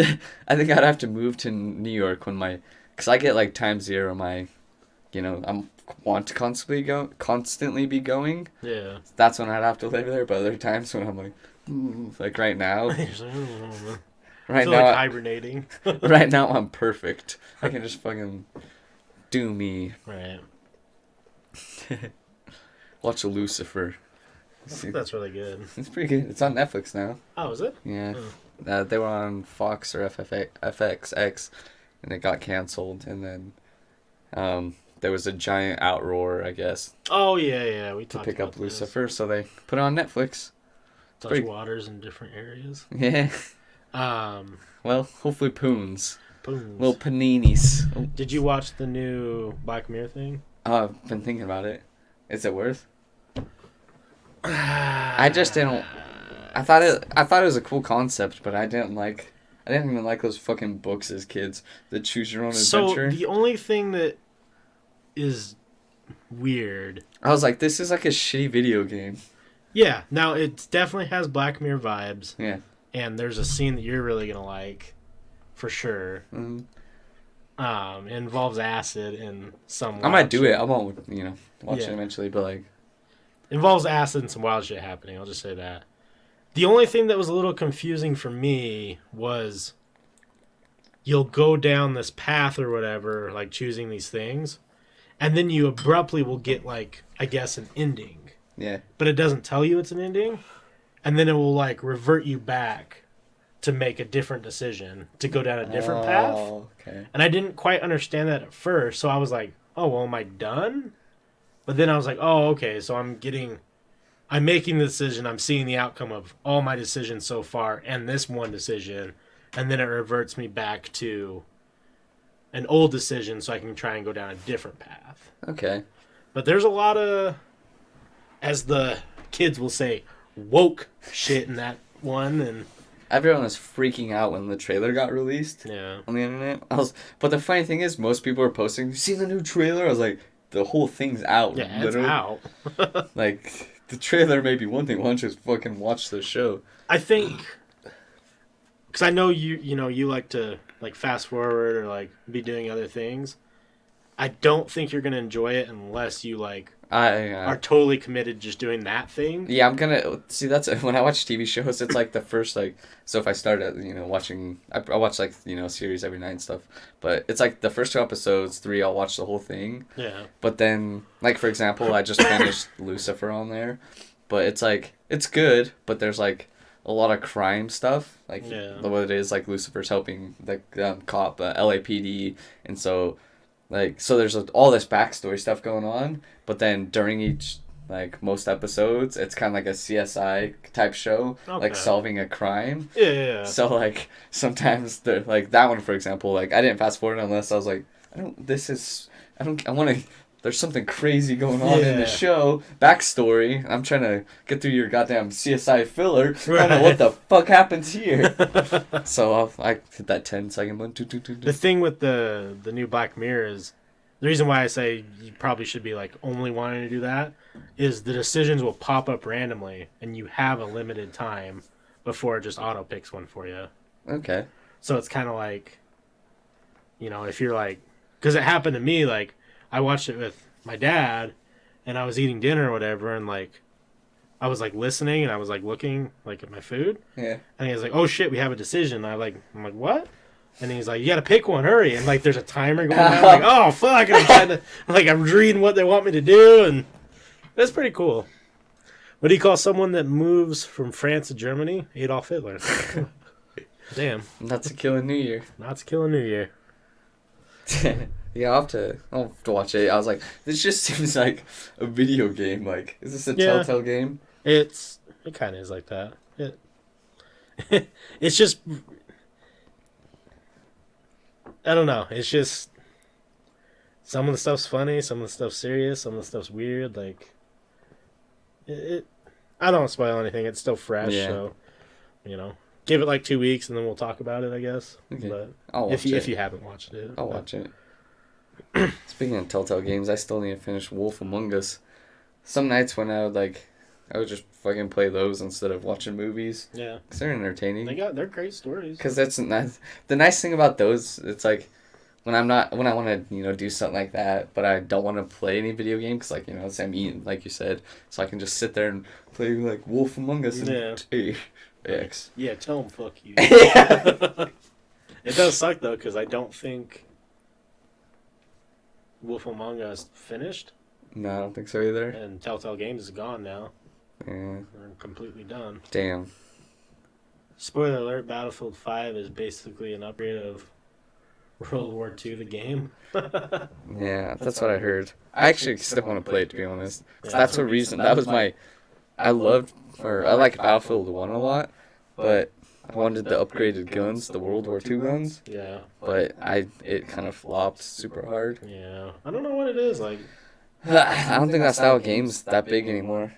No, I think It's that's exactly it. Yeah. We're in a genre right now where people like that. What do you consider Fortnite? No, Battle Royale. Royales, They yeah. like the Battle Royale and, the whole team deathmatch, domination, stuff like that just isn't the calling anymore. Yeah, I was watching. I didn't know. I never even thought about this. So this guy, and I think there might be a whole subreddit for it, but it's just the gaming section. Everyone posts their like battle stations. It's always just stuff like this. But Yeah. the one dude had like in it like the corner of it you could see his like PC setup, but then he had a projector. Started playing on this, and it was a projector screen. So everyone's like, "That's so stupid." They're like first person shooters are. I never thought about that before. Like, this is awesome for racing games, Yeah. big screen stuff like that. He's like, that's way too much screen for a first-person shooter. He's like, you need I never thought about it until, 'cause growing up, I was always like, yeah, I want to play fucking Halo, I want to be a big one, But they're like, that's awful, because if you're playing, like, serious first-person shooters, you want small, like a computer monitor sitting close to it, which makes way more sense. Yeah, I've only ever used small screens for Call of Duty and stuff. Yeah, I was like, damn. I was always just like, big TV playing that. Yeah. I used to play this TV like a monitor though. One chair right next to it. Yeah, I know that's still City's game, but I hate Fortnite. Yeah. I've tried multiple times. It's just not fun to me. No, I can't do it. Especially just the building. Because I played it with just one time and came in 16th, which is weird, but it's because I was flying a plane forever. Fortnite won't die for another 3 years, maybe 2, because of the contract with esports and the NFL. Yeah. You're right. Yeah, it probably won't. I think it might not die, but I don't think it's going to maintain number 1 for 3 years. Yeah. That'd be crazy. Yeah. I just want to know what's going to replace it.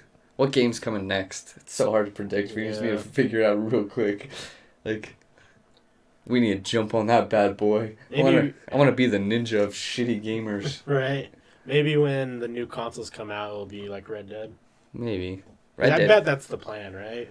Red Dead's dead as fuck. It's boring. Yeah. I hate to say it. Like, the online was just boring. Like, yeah, I guess the full game's not out, and yeah, they've got plans ahead for sure. Yeah, but right now it's dead because there's just nothing to do. yeah, it's way too early in the game. Yeah, League of Legends will always be around. I think it's just a 10-year game now. But, I mean, most of the League players are kind of starting to hate their lives because of how much League they've played. It's too much. Yeah. I like it, but playing, I can understand. It's a lot of time. Like, you can only play a few, rounds, and a lot of time per round, and yeah, it could get exhausting. Destiny 3? I don't know. I don't think so. No, I don't like Destiny 3. Just because, I don't know. Maybe this new Anthem game, because it's got to be something new. I'm excited for that one, because I think it's Anthem who said it, they came out and said they will not have any download or any paid content or anything like that. They're going to do lots of small upgrades to the game. Okay. So you'll never have to pay for more content, or I don't think they're doing microtransactions. Weird. A first game to listen to gamers.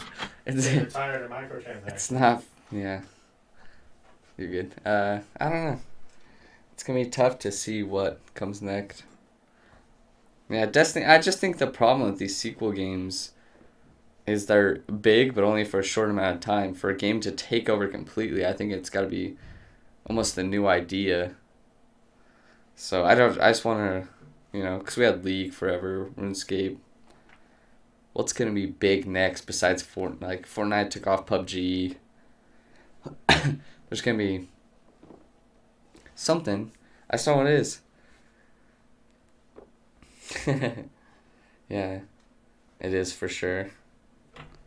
Yeah, I just don't know. It's tough. I don't know. It's gonna be big for anything, music, games. It's a tough direction to figure out. I would love to hop on the fucking bandwagon of whoever is gonna grow real fast, real quick. You've been playing Destiny since day one, back in alpha. Hell yeah. Destiny 1 was real good for a really long time. And then Destiny 2 just... It ran out of stuff to do too quick. Like, me and Wesley were max leveled and crazy quick. Like, so then once you have everything and you do everything, there's nothing else you can do in it. Talk about Destiny being boring? Yeah. Yeah. I don't know. It was fun at first, just before you completed everything you can do. Yeah, we pillaged some boys. Yeah, and then it just wasn't fun. You can blow up. I hope ours. What's R6? Did you just hear that? Yeah, I did right when I sneezed it.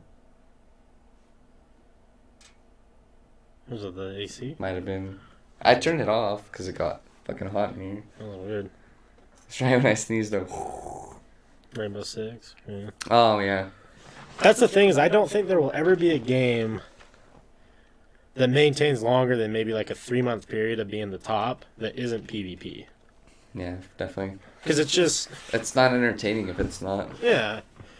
And I think WoW's a good example of it because... This one's actually been up there for a little bit. Yeah. Sea of Thieves is back? Because of this one. Oh.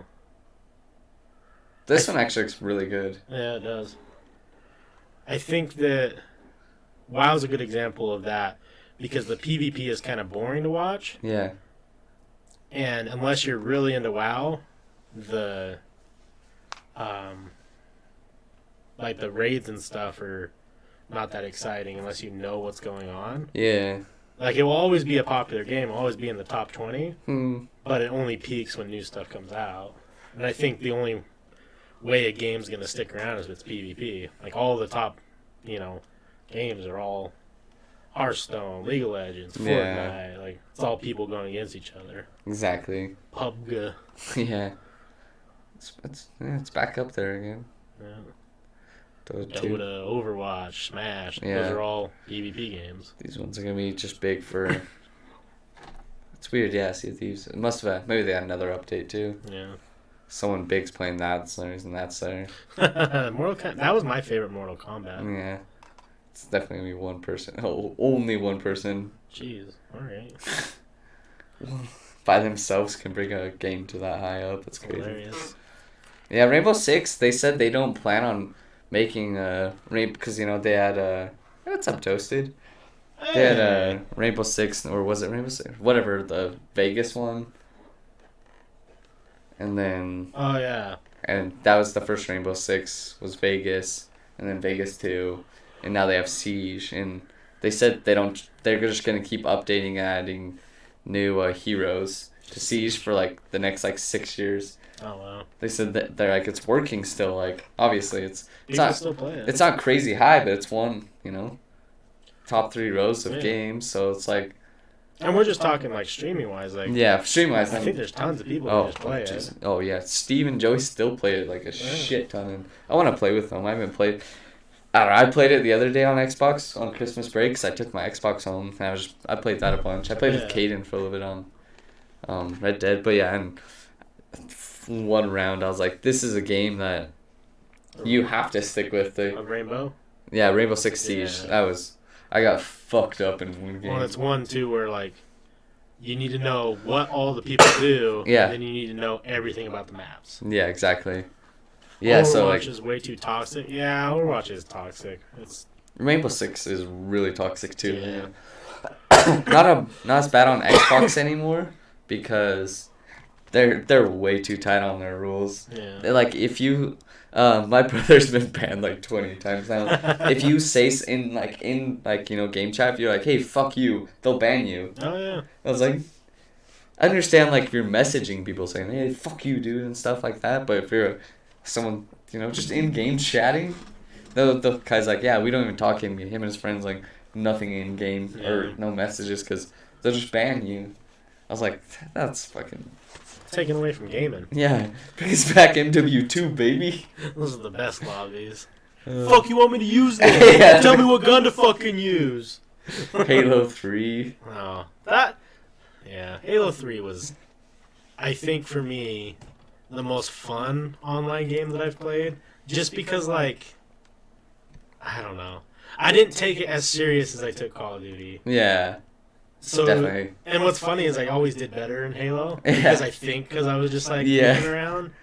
And it was just Halo was like the perfect game. It was so fucking fun.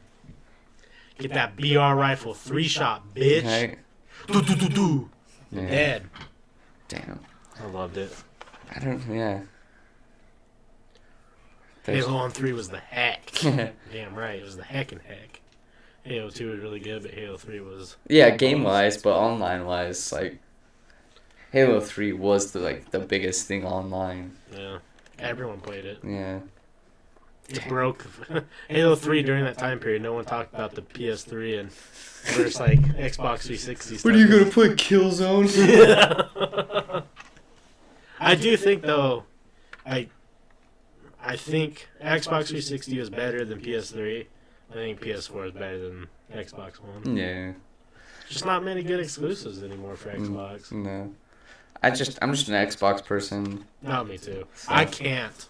The controller. I can't do the controller. My thumbs are too used. I haven't been able to since PS2. Like, yeah. I've played on people's like, what? My thumbs get sore. Like, Yeah, mine too. the double, yeah.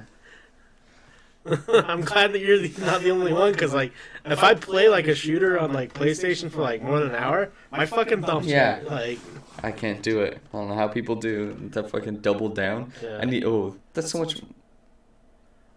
Must have been a card jam. I just saw flash, but like, I can't do that. I need to relax. See, because I can do that. Yeah. But damn double. Ugh. I'm not trying to give that DP. Right. No thanks. No, thank you. I was gonna send you a screenshot on Pornhub. It was 13 black fellows and one small white girl, and I was like, this poor lady. Well, bet she had the time of her life. I was like, ugh. Did they take her on a nice dinner date? 13 dudes. Did she order some spit roast? Damn. I can use a controller for non-shooter games though. Oh, I gave one day left. Yeah, I can't do it. Not that shit. Shall we call it? Yeah, it's good. Yeah, guys, you heard porn. Yeah, guys, we're gonna end it. It's been a good one. Good one. We'll be back within the next few days. We're trying to figure out. Yeah, we might have a couple podcasts this Friday. Yeah, with the weekend, there more likely will be several.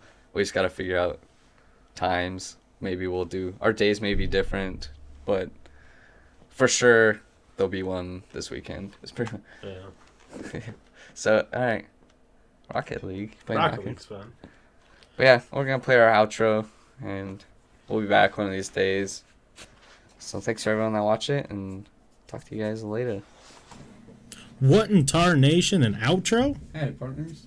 Thanks for watching the episode. I'm sure that we were stupid and silly and funny, and you love us. I'm glad you made it to the end. We want to show you the other stuff we got going on in our world. If you scroll down on our Twitch right now, you'll find our About Me, what's going on the podcast, different things like that. We have our links to everything down here. If you want to donate, you can. You don't have to. It helps us out. Here's our schedule for the next upcoming little while.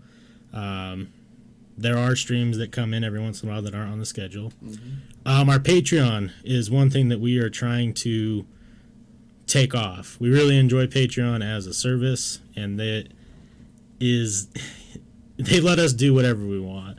So when you click on this Patreon link that you scroll down below, it will take you over to our page, and this is where you can find some exclusive content that you can't find anywhere else right now. It's not on YouTube. It's not anywhere else. We have a couple podcasts that are privated, just for certain reasons. Got a little too rowdy for YouTube. We also have a couple exclusives, which are pretty raunchy, especially our classic XXL BBW and Chlamydia, a Forest and West story. The OG story. If you haven't heard that story or haven't heard anyone reference that story, now's the time. It's only a buckaroo. It's $1. It helps us a lot, and we also have some deals going on. If you want to up the buck a little bit, we'll give you shout outs. We want to help each other out. Obviously, the other big thing is YouTube. Everyone knows what YouTube is. All of our podcasts, some of our old gaming can be found here. Our new exclusive Bible Boys just went up on Patreon, and also Spooky Boy Things is up on YouTube. Make sure to check those out. We got lots of old gaming, Layers of Fear, Outlast, some of the classics. Watch Forrest get jump scared. And then for some of the new age stuff, we're on Spotify. Everything's on Spotify. And, of course, iTunes. We have everything uploaded to iTunes. The only other one that we don't have pulled up is Podbean, but Podbean links to all this. So go check it out. Go follow us. Our Twitter is down below on the Twitch as well. Instagram's on there. Facebook is on there. We reply to everyone's messages. And also on iTunes, don't forget to give us that 5-star rating. If you like what we do, we'd really appreciate it. And just remember, the more that you guys help us out, the bigger we get, of course, the more we're going to help all you out. So, throw us a bone. You know what I'm saying? Really motherfucking appreciate it, but yeah. Thanks for watching the episode. We love you guys. Have a good one. See you guys later. Dad.